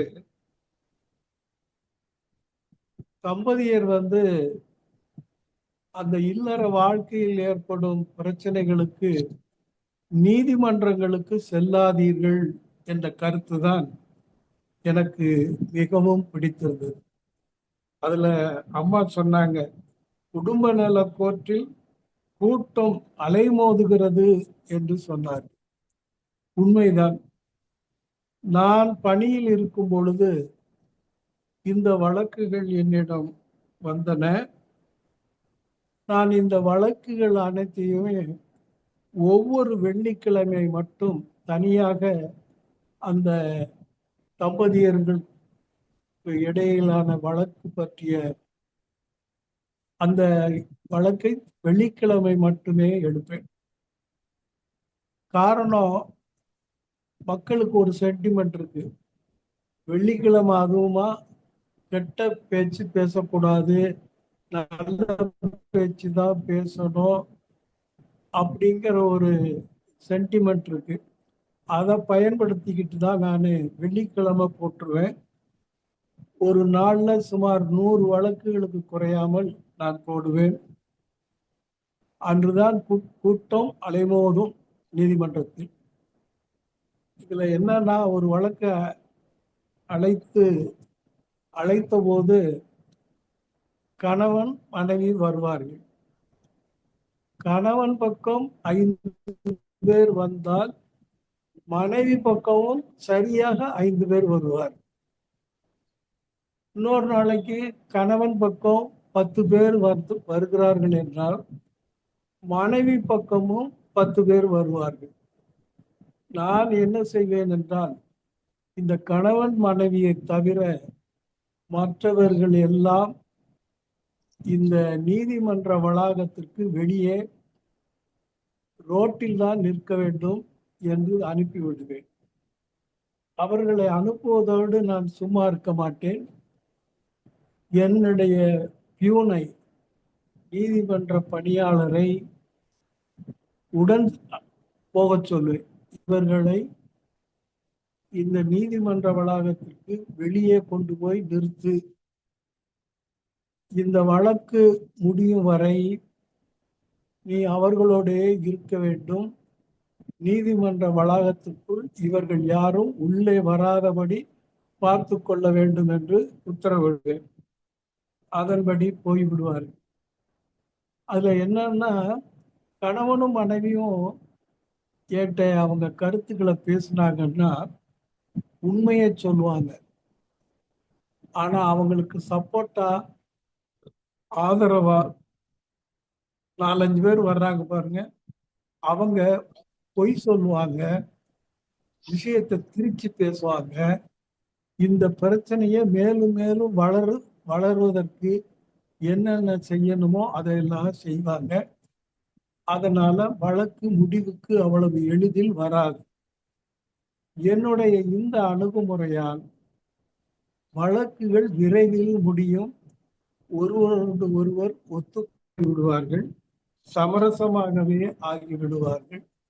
இன்னொன்று, என்னுடைய பணிக்காலத்தில் நான்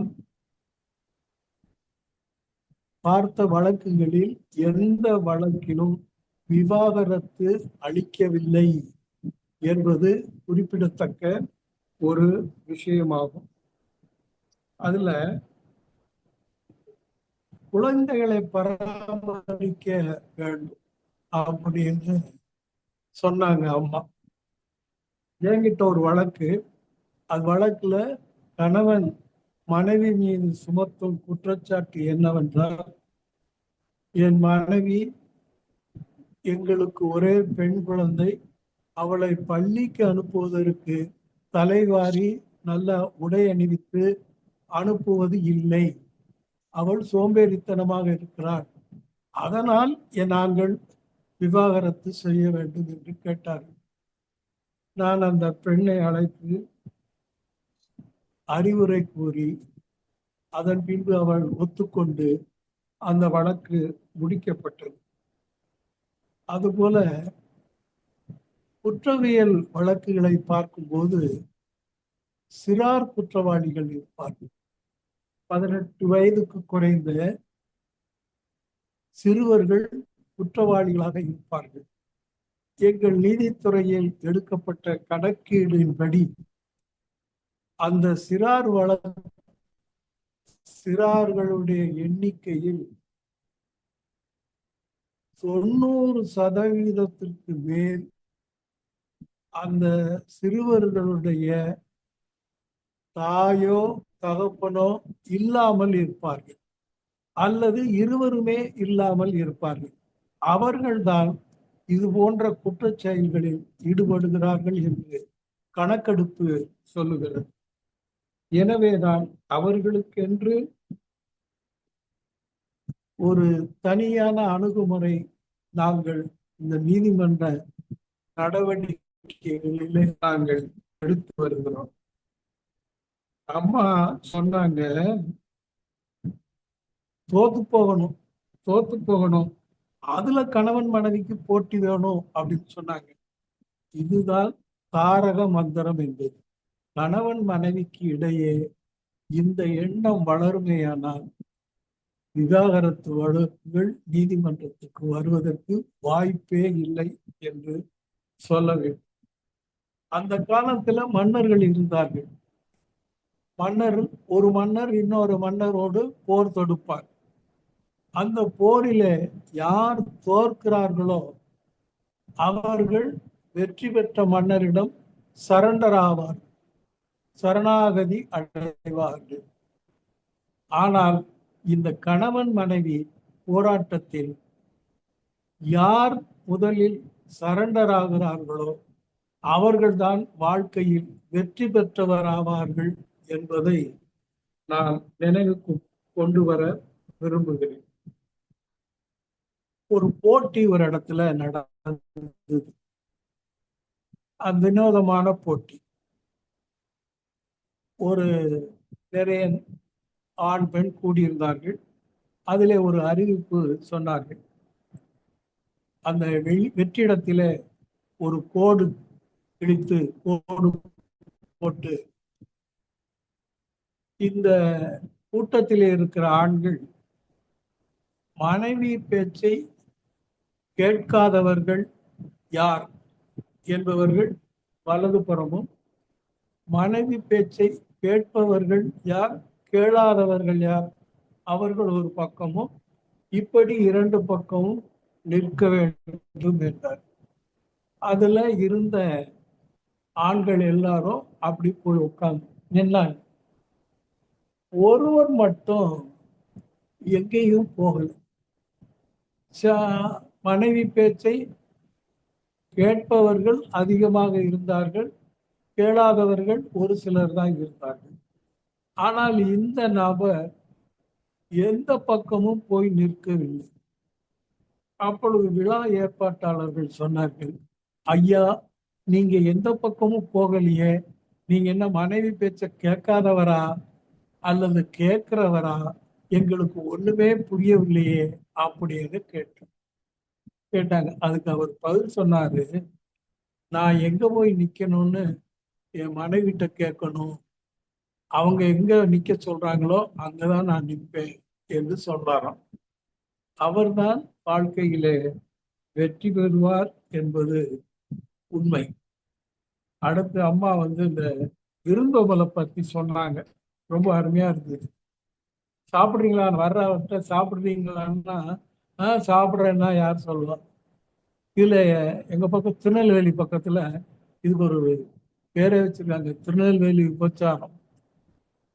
திருநெல்வேலி உபச்சாரம் தென்காசி ஆச்சாரம் என்றே பழமொழி சொல்லுவார்கள். என்ன அண்ணாச்சி சாப்பிட்டே வந்துட்டீங்க போல இருக்கு அப்படிமா. அப்புறம் அண்ணாச்சி என்ன வாயெல்லாம் சிவப்பா இருக்குது, வித்தலை போட்டிருக்கியே, சாப்பிட்டு வந்துட்டீங்களோ அப்படின்பா. அதுக்கப்புறம் இவன் இல்லை நான் சாப்பிடல அப்படின்னு சொல்லுவானா, ஆமான்னு தலையாட்டி. ஆனா கோயம்புத்தூர் ஆட்கள் இருக்கிறாங்களே, அவங்க ஏனுங்க நீங்க வந்ததே வந்தீங்க, சாப்பிட்டு போட்டு போங்க அப்படிமா. இந்த போட்டுங்கிற வார்த்தை அவன் எல்லா சொல்லுலையும் எல்லா வார்த்தையிலையும் வாக்கியத்திலையும் சாப்பிட்டு போட்டு போங்க அப்படின்பா. அவங்க அந்த நாகரிகத்தை அவர்கள் கடைபிடிப்பார்கள்.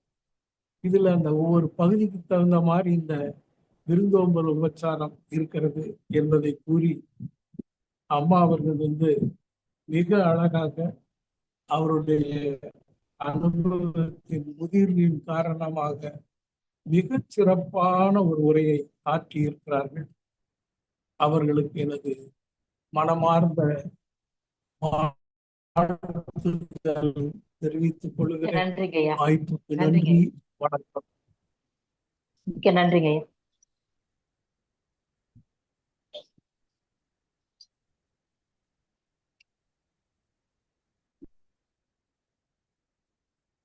நன்றிங்க ஐயா. வாழ்த்து வழங்குவதற்கு கமலஸ் ஐயா அவர்களே அன்புடன் நினைக்கிறோம். தொடர்ந்து ஏனிலே இருக்குமாறு டெல்லி பிரம்மநாயகம் ஐயா அவர்களே அன்பன் கேட்டுக்கொள்கிறோம். இல்லதன் இல்லவள் மாண்பானால் உள்ளதன் இல்லவள் மனக்கடை. மனைவி சிறந்த குணங்களை உடையவளாக இருப்பின் ஒருவன் வாழ்வில் இல்லாதது எது? மனைவி சிறந்த குணங்களை பெறாமல் இருந்தால் உள்ளது எது? எதுவுமே இல்லை. அதனால மனைவிகளை 2 விதமாக பிரிக்கலாம். ஒன்று இல்லறம் சிறக்க உதவுகிற மனைவி,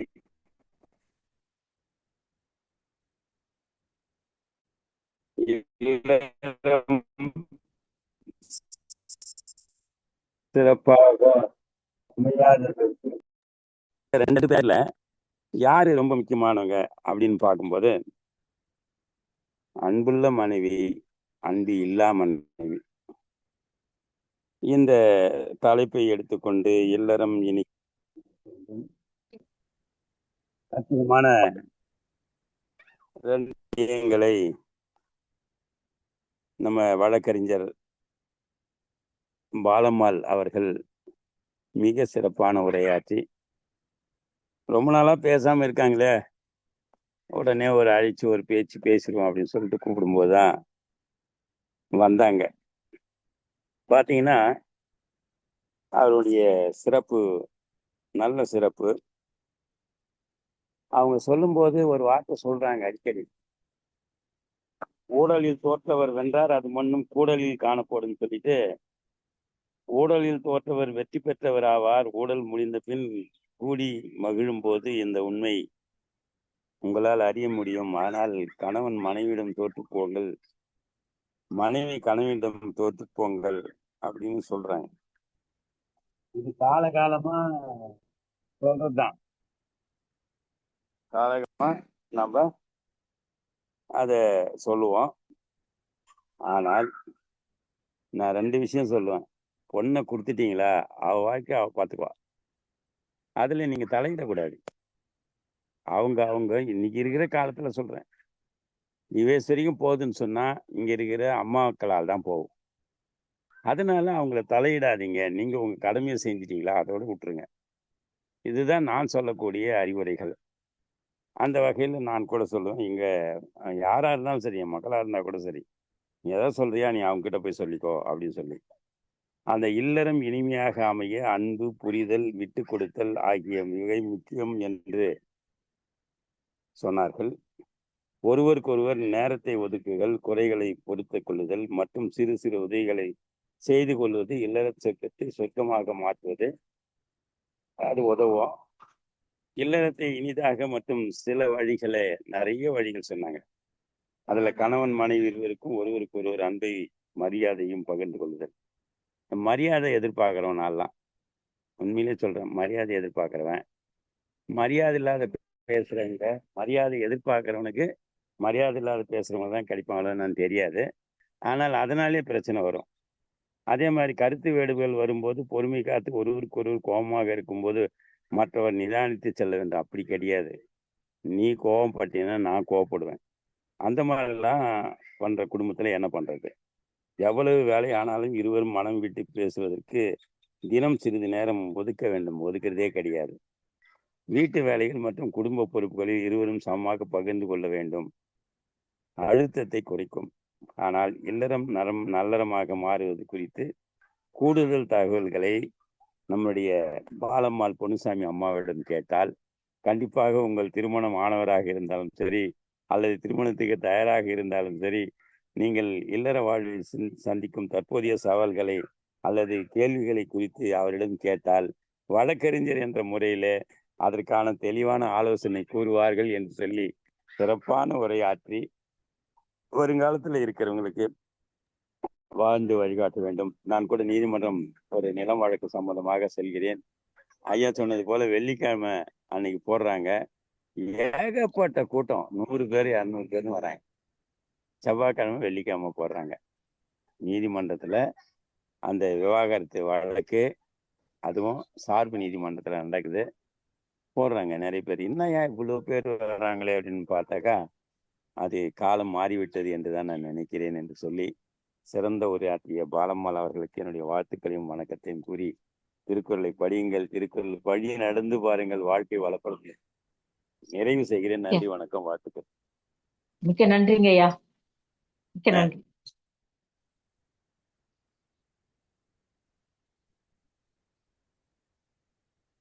திறந்த இருக்குமாறு என்னுடைய அவ்வை அம்மாவர்களை அன்பன் கேட்டுக்கொள்கிறேன். அழைத்ததற்கு நன்றி முத்து குணமதி. எங்கள் வாழ்வும் எங்கள் வளமும் மங்காத தமிழ் என்று சங்கே முழங்கும்.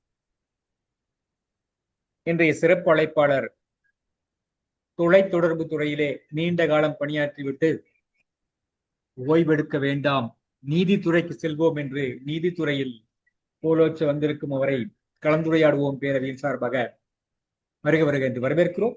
அம்மா அவர்கள் அவர் புதிதாக எடுத்துள்ள நீதித்துறையிலும் தம்முடைய தடத்தை பதிக்கவும் இன்றைய உரைக்கு வாழ்த்துக்களும் பாராட்டுகளும் தெரிவித்து இடம் சாருகிறோம். நன்றி, வணக்கம். நன்றிங்க. நன்றிங்க ஐயா. அடுத்ததாக வாழ்த்துறை வழங்குவதற்கு என்னுடைய அவ்வை அம்மாவர்களை அன்புடன் அழைக்கின்றோம். திறந்த யானிலே இருக்குமாறு இப்போ பெரியண்ணன் ஐயாவர்களை அன்புடன் கேட்டுக்கொள்கின்றோம். பாருங்க. மிகச் சிறப்பாக நம்ம வீட்டுல ஒருத்தர் ஒரு அக்காவோ அம்மாவோ எப்படி நம்மகிட்ட பேசுவாங்களோ அது போல பல அரிய செய்திகளை நம்ம கடைபிடிக்க வேண்டிய நெறிமுறைகளை அருமையா விளக்குனாங்க. இயல்பா நடக்கக்கூடிய செய்திகளை சொல்லி அருமையா விளக்குனாங்க. அந்த ஒண்ணு சொல்லணும்னு விருப்பப்படுறேன். இந்த சாத்துக்குடல்னு எங்க அம்மா பிறந்த ஊர். அதுல எங்க தாத்தா பாட்டி நினைவா ஆண்டுதோறும் பள்ளி குழந்தைகளுக்கு பரிசு பண்ணும். அப்ப அந்த ஊர் மக்கள் எல்லாருமே அங்க திரண்டுருவாங்க. அப்ப அப்பா பேசும்போது ஒண்ணு சிறப்பா சொல்லுவாங்க. உங்களுக்குள்ள சண்டை பெரியவங்களுக்கு சொல்லுவாங்க, அப்பா அம்மாவுக்குள்ள சண்டைன்னா பிள்ளைங்க பள்ளிக்கூடம் போனதுக்கு அப்புறம் சண்டை போட்டுக்காங்க அப்படின்னு சொல்லுவாங்க. அந்த இது கடைபிடிக்கும். உங்களுக்குள்ள கருத்து வேறுபாடு நிச்சயம் வரும், ஒண்ணு அன்றாட நிகழ்வுல வரும். அத பிள்ளைங்க முன்னாடி காட்டாதீங்க அப்படின்னு சொல்லுவாங்க. அப்புறம் ஒருத்தர் அடுத்தவங்கள மதிக்க கற்றுக்கொள்ளணும். திருமணம் முடிஞ்ச உடனேயே என்ன எதிர்பார்ப்போம்னா விட்டு கொடுக்கறது. அதுதான் சொல்லுவாங்க. விட்டு கொடுக்கறதுனாலதான் யார் யாருக்காகலாம் விட்டு கொடுக்குறோம்.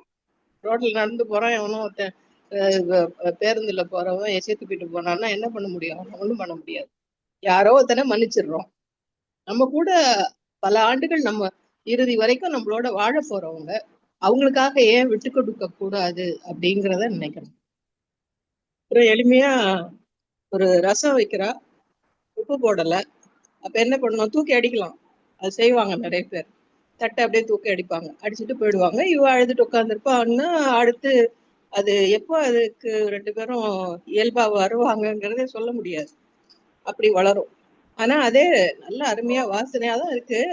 ஆனா கொஞ்சம் உப்பு போட்டிருந்தேன்னு வச்சுக்கோ, ரொம்ப நல்லா இருந்திருக்கும் அப்படின்னு சொல்லி பாருங்க. அது அதுதான் முறை அப்படின்னு சொல்லுவாங்க. அது போல அவங்க இந்த உதவி செய்யணும் அப்படின்னு சொல்றாங்கல்ல, அந்த மனநிலைய கூட கொஞ்சம் குறைவுன்னு நினைப்பேன். ஆண்கள் உதவி செய்யல, அவங்க பகிர்ந்து கொள்ளணும் அப்படிங்கிற ஒரு எண்ணம் உருவாகணும். ஏன்னா இப்ப பெரும்பாலும் எல்லாரும் பெண்களும் வெளியில பணிகளுக்காக போக வேண்டிய சூழல் இருக்கு. அவங்க வீட்டு கடமைகளை மட்டும் செய்யும் போதே அவங்க கூட பகிர்ந்து கொள்ள வேண்டிய தேவை இருக்கும்போது இப்போ இன்னும் அந்த தேவை அதிகமாகுது. அப்படிங்கும்போது அந்த இதையும் செய்யணும். அதெல்லாம் எப்ப வரும்னா அவங்களும் உணர்வுள்ள மனிதர்கள் தான் அப்படின்னு ஒருத்தர் நினைக்கணும். அத போலதான். அதே போல தாங்கிட்ட என்ன குறை இருக்கு? அந்த கணவனோ மனைவியோ அவங்க மட்டும் குறை இல்லாம இருக்கணும்னு எதிர்பார்க்கிறவங்க தான் அந்த மாதிரி இருக்கிறோமா அப்படின்னு தன்னை பற்றியும் எண்ணி பார்த்தா போதும். மிக அருமையான வாழ்வு வாழலாம். அது உங்க ரெண்டு பேரும் இந்த குடும்பம் இதோட மட்டும் இல்ல, இந்த மக்கள் எல்லாருக்கும் பொதுவான ஒரு அவங்களுக்கும் சிறப்பான வாழ்க்கை அமையும். ஒரு குடும்பம் நல்லா இருந்ததுன்னா அந்த ஊரு அந்த தெரு நல்லா இருக்கும், அந்த தெரு நல்லா இருந்தா ஊர் நல்லா இருக்கும்னு சொல்லுவாங்க இல்லையா? இந்த நாடு நல்லா இருக்கும். இது போல அது வளரும். அதனால அந்த சிறப்பான வாழ்க்கை ஒரு இந்த முன்பதைக்கே வரணும்னா அது ஒரு குடும்பத்திலிருந்து தொடங்க வேண்டும். அதுல பெரும் பங்கு இந்த இணையர்களாக இருப்பவர்களுக்கு தான் இருக்கு. இப்படி அருமையான கருத்துக்களை எல்லாம் திருக்குறளிலிருந்து தொடங்கி மிக அருமையாக விளக்கினாங்க. மிக்க நன்றி அம்மா. நன்றிங்க, மிக்க நன்றிங்க. நன்றிங்க அம்மா. அடுத்ததாக வாழ்த்துறை வழங்குவதற்கு பெரியண்ணன் ஐயா அவர்களை அன்பு அழைக்கிறோம். திருமதி இருக்குமாறு மேடம் சாமிநாதன் ஐயா அவர்களை அன்புடன் கேட்டு பாருங்கள். இணைப்பில் இணைந்திருக்கின்ற அனைத்து சான்றோர்களும் வணக்கம். அம்மையார் பெருமைக்குரிய பாலம்மாள் அவர்கள் நீதித்துறையிலே புகுந்தது மிகவும் பெருமைக்குரிய செய்தி. எப்பொழுதுமே நீதி வழங்குபவர்கள் எந்த சொல் சொன்னாலும் அது வெற்றி பெறும். நம்முடைய பெருமைக்குரிய நீதிபதி ஐயா அவர்கள் சில கருத்துக்களை நகைச்சுவையோடு பெண்கள் சொல்லை கேட்டு வாழ்ந்தவர்கள் உயர்கிறார்கள் என்பதை மிக அருமையாக எடுத்து உரைத்தார். அதற்கடுத்தது நம்முடைய ஐயா காமராஜர் திருக்குறள் நெறிப்படி வாழுகின்ற காமராஜர் ஐயா அவர்கள் மனைவி சொல்லை கேட்டு வாழ்வதுதான் நல்லது, இல்லறம் இனிக்க வேண்டுமானால் நல்லறமாக நடத்த வேண்டும் என்ற கருத்தை தெளிவுபட சொன்னார்கள். ஐயா பிரம்மநாயகம் அவர்களும் பெருமைக்குரிய ஔவையம்மா அவர்களும் சிறந்த கருத்துக்களை அவர்கள் பேசிய கருத்துக்களை எல்லாம் சொன்ன பொழுது விட்டு கொடுத்தவன் கெட்டு போவதில்லை, கெட்டு போனவன் விட்டு கொடுப்பதில்லை என்பதை யார் ஒருவருக்கு ஒருவர் விட்டு கொடுத்து வாழ்ந்தால்தான் வாழ்க்கை என்பதை மிக தெளிவாக எடுத்துரைத்தார்கள். என்னுடைய புலனம் சரியாக வேலை செய்யாததால் இந்த இணைப்பிலே இணைய முடியவில்லை. இன்றைக்கு தான் சீர் செய்து இப்பொழுது இந்த இணைப்பிலே இணைந்திருக்கின்றேன். இணைப்பில் இணைந்திருக்கின்ற அனைத்து சான்றோர் பெருமக்களுக்கும் வணக்கத்தையும் வாழ்த்துதலையும் சொல்லி இந்த நேரத்திலே வாழ்த்துரை வழங்க ஒரு நல் வாய்ப்பு நல்கிய சுவாதி குரலரசி அவர்களுக்கும் மற்றும் உள்ளோருக்கும் வணக்கத்தை தெரிவித்து நிறைவு செய்கிறேன். நன்றி. அம்மா அவர்கள் மேலும் மேலும் உயர பல உயர்வுகள் பெற்று சிறக்க வாழ்த்தி விடைபெறுகிறேன். நன்றி, வணக்கம், வாழ்த்துகள். மிக்க நன்றிங்க ஐயா. நன்றி. அடுத்ததாக வாழ்த்துரை வழங்குவதற்கு பிரதமர் சாமிநாதன் அவர்களை அன்புடன் அழைக்கின்றோம். திரு தயாரிலே இருக்குமாறு திருமதி அன்னபூர்ணி அவர்களை அன்புடன் கேட்டுக்கொள்கின்றோம். வாருங்களேன். அனைவருக்கும் வணக்கம். பல்லடம் சாமிநாதன். பாலம்மாள் அவர்கள் உரை பலமான உரை. நன்றி, வாழ்த்துக்கள்.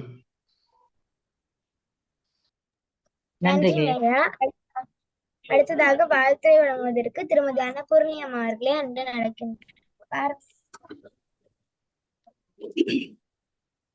அழைத்ததற்கு நன்றி சுவாதி. இன்று நம்முடைய சிறப்பு அழைப்பாளர் பாலம்மா அம்மா அவர்களுக்கு என்னுடைய முதற்கண் வணக்கம். சான்றோர் பெருமக்களுக்கும் குழந்தைகளுக்கும் என்னுடைய வணக்கங்கள் பல. அதாவது இன்னைக்கு தலைப்பு இல்லறம் இனிதாக வாழ்வியல் சொல்லும் வழிகள் அப்படிங்கிறத பற்றி அவங்க அருமையாக பேச ஆரம்பித்தாங்க. முதல்ல என்ன, பல குடும்பங்களில் பல பிரச்சனைகள் இருக்குது. அந்த பிரச்சனைகள்லாம் சுலபமாக நீக்கிறதுக்கு ரெண்டு பேரும் கணவனும் மனைவியும் ஈடுபட்டு சரி பண்ணிக்கணும் அப்படிங்கிறத அழகாக எடுத்து சொன்னாங்க. அதாவது அது அன்பும் அறனும் இருந்தால் தான் இல்லறம் நல்லா செழிப்பாக இருக்குங்கிற குரலை வச்சு சொன்னாங்க. அதுக்கு பிறகு குடும்பத்தில் ஒவ்வொருவரும் நல்லா புரிஞ்சு கொண்டு, கணவனும் மனைவியும் புரிஞ்சு கொண்டு ஒவ்வொரு வேலையும் செய்யணும். விட்டு கொடுக்குற மனப்பான்மை முதல்ல வரணும். நீயா நானாங்கிற போட்டியே கணவன் மனைவிக்கிடையே வரக்கூடாது அப்படின்னு சொன்னாங்க. எப்போவுமே பெண்கள் பொறுமை ஜாஸ்தி இருந்தாலும் சில சமயம் ஆண்கள் பண்ணுற ஒரு அதாவது அச்சுறுத்தலோ இதுவானாலும் இவங்களுக்கும் கொஞ்சம் இதுவாக இருக்குது. அதனால் அவங்க தைரியமாக பேச ஆரம்பிக்கிறாங்க. அதாவது அப்புறம் அந்த எப்படி நம்ம வாழ வேண்டும், எப்படி வாழக்கூடாது என்பதை வள்ளுவர் கூறியது அழகாக எடுத்து சொன்னாங்க. அப்புறம் மனிதனுக்கு நல்ல மனைவி அமைந்தால் அவனுக்கு பெருசாக வேறு எதுவும் வேண்டவே வேண்டாம். ஏன்னா எல்லாத்துக்கும் அவ உறுதுணையாக இருப்பா அப்படிங்கிறது நமக்கு நல்லா புரியுது. அம்மா அவங்க விளக்கமும் ரொம்ப அருமையாக இருந்தது. அப்புறம் கற்பு மிகவும் முக்கியம் அப்படின்னாங்க. அது பெண்களுக்கு மட்டும் இல்லை, ஆண்களுக்கும் உண்டு. ஏன்னா மனைவி விட்டுட்டு வேற பெண்கள்கிட்ட போகக்கூடாது, அந்த இதுவும் செய்யவே கூடாது முதல்ல. அதனால் ரெண்டு பேரும் கற்புத்தன்மையோடு இருக்கணுங்கிறத அழகாக எடுத்து சொன்னாங்க. அதாவது அன்புடனும் அறமுத்துடனும் வாழணும், அதுதான் அமைதியாக இருக்கும், அந்த வாழ்க்கை ரொம்ப அமைதியாக இருக்குங்கிறத அழகாக எடுத்து சொன்னாங்க. அடுத்தது இல்லறத்தில் நெறிப்படி வாழ்ந்து குழந்தைகளை பெற்று அந்த நல்ல முறையில் குழந்தைகளை வளர்க்கணும். அவங்க முன்னால் சண்டை போடக்கூடாது, அதே மாதிரி மற்ற குழந்தைகளோட ஒப்பிட்டு பேசக்கூடாது. இதெல்லாம் பெற்றோர்கள் செய்ய வேண்டிய கடமை பெற்றோர்களுக்கு. அதனால் குழந்தைகளை நல்ல முறையில் வளர்க்கணும். அப்புறம் குழலிருந்து யாழிந்து என்பது மக்கள் மழலை சொல்க, அந்த குரலுக்கு ரொம்ப அருமையாக விளக்கம் சொன்னாங்க. அதாவது மழலை சொல்ல கேட்காதவங்க இருந்தும் பிரயோஜனம் இல்லை அப்படிங்கிற மாதிரி அழகாக சொன்னாங்க. அப்புறம் பண்பாடு, கலை, கலாச்சாரம் எல்லாமே நற்பெயர்களை நல்ல செயல்களையும் கற்றுக் கொடுக்கணும் குழந்தைகளுக்கு. குழந்தைகள் திருக்குறளை சொல்லும்போது நமக்கு மிகுந்த மகிழ்ச்சியை கொடுக்கறது. அந்த ஒவ்வொரு குழந்தைகளும் இப்போ நம்ம இதுலேயே பார்க்குறோம், அத்தனை குழந்தைகளும் மனப்பாடமாக அப்படியே அழகாக சொல்கிறாங்க. அது அந்த மாதிரி நம்ம கேட்கும்போது, குழந்தைகள் இப்போ கேட்கும்போது நமக்கு ரொம்ப ஆனந்தமாக இருக்குது. அப்புறம் மனிதர்கள் வழி தவறி நடப்பதை சரி பார்த்து சரி செய்கிறது நம்மளோட கடமை. முதல்ல அவங்க வழி தவறி போகாமல் இருக்கிறதுக்கு பார்த்துக்கணும்.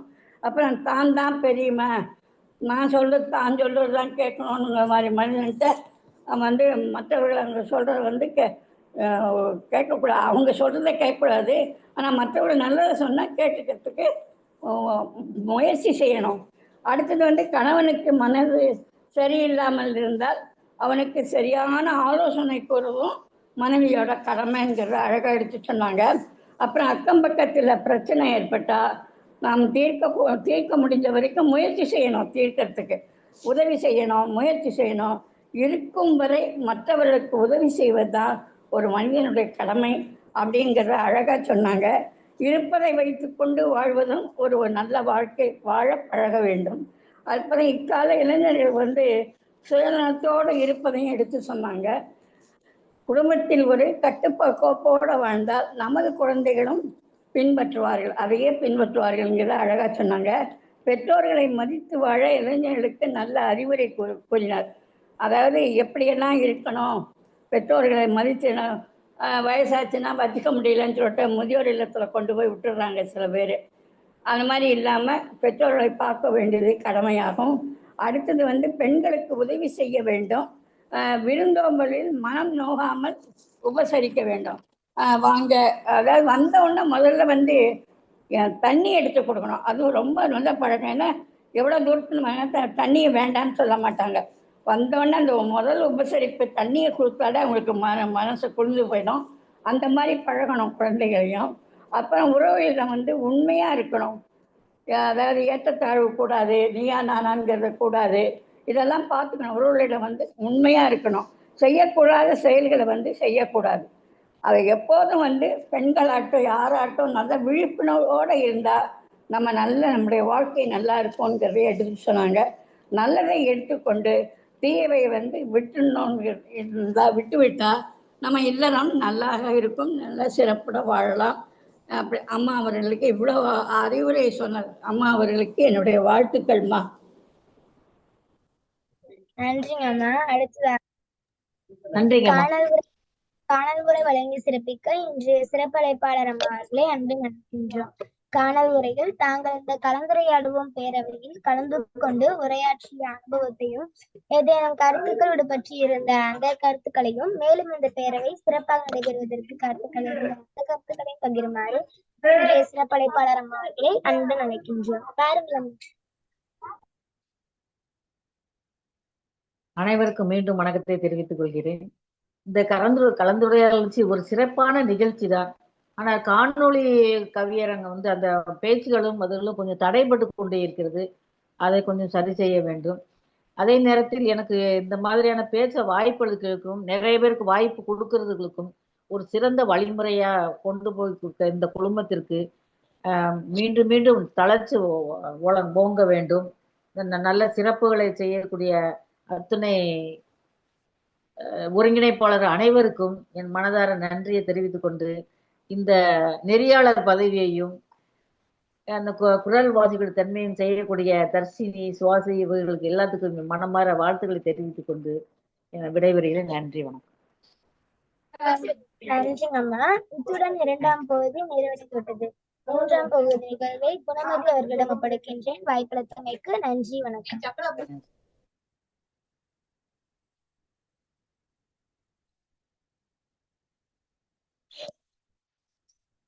குழந்தையிடமும் பேரவையின் சார்பாக நன்றிகள் தெரிவித்துக் கொள்கிறோம். அம்மா அவர்கள் குழந்தையிடம் பேரவையில் உரையாற்று பாடசாலை புலனம் மூலமாக அனுப்பப்படும். நிகழ்ச்சியின் தலைமை ஒருங்கிணைப்பாளர் மரியாதைக்குரிய தமிழீழம் கண்ணம்மாள் அவர்களுக்கும் நிகழ்ச்சியின் முன்னாள் இந்நாள் ஒருங்கிணைப்பாளர்களுக்கும் நிகழ்ச்சியில் கலந்து கொண்டு சிறப்பித்து வாழ்த்து வழங்கிய அனைத்து சார்களுக்கும் குரலும் பொருளும் வழங்கிய சகோதர சகோதரிகளுக்கும் இசைப்பால் வழங்கியவர்களுக்கும் வெள்ளசிறை வழங்கியவர்களுக்கும் வாழ்த்துக்களும் பாராட்டுகளும் நன்றிகளும்.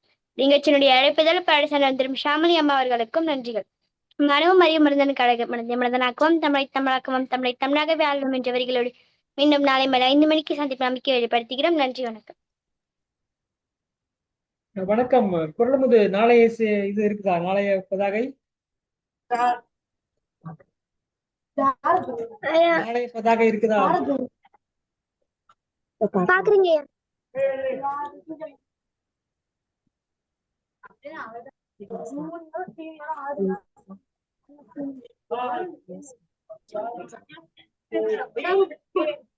இருக்குங்க. கலந்துரையாடுவோம் பேரவை தமிழ்நாடு நடத்தும் உறவு களம். மீண்டும் நாளை நிகழ்வு கலந்துரையாடுவோம் பேரவை தமிழ்நாடு நடத்தும் உறவு களம் நிகழ்வு எண் 2000 2124 நாள் 28/6/2026 ஞாயிற்றுக்கிழமை திருவள்ளுவர் ஆண்டு 2057. நாளைய சிறப்பழைப்பாளர் கவிஞர் அன்பு தோழி ஜெயஸ்ரீ. அம்மா அவர்கள் நாளை உரையாற்றுவார். அம்மா அவர்கள் நாளை உரையாற்ற எடுத்துக்கொண்ட தலைப்பு பெற்றோர் குழந்தைகள் உறவு மேம்பாடு. இன்றும் நலைமாலையும் ஞானமும் அறிவும் மனிதனுக்கு அழகு. மனிதனை மனிதனாக்குவோம், தமிழை தமிழாக்குவோம், தமிழை தமிழாகவே ஆழ்வோம். அனைவருக்கும் நன்றி, வணக்கம்.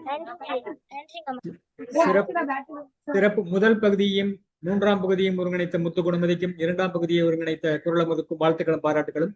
சிறப்பு அழைப்பாளருக்கு சிறப்பு வணக்கங்கள், வாழ்த்துக்கள். மீண்டும் நாளை மாலை 5 மணிக்கு சந்திப்போம். நம்பிக்கை வெளிப்படுத்தி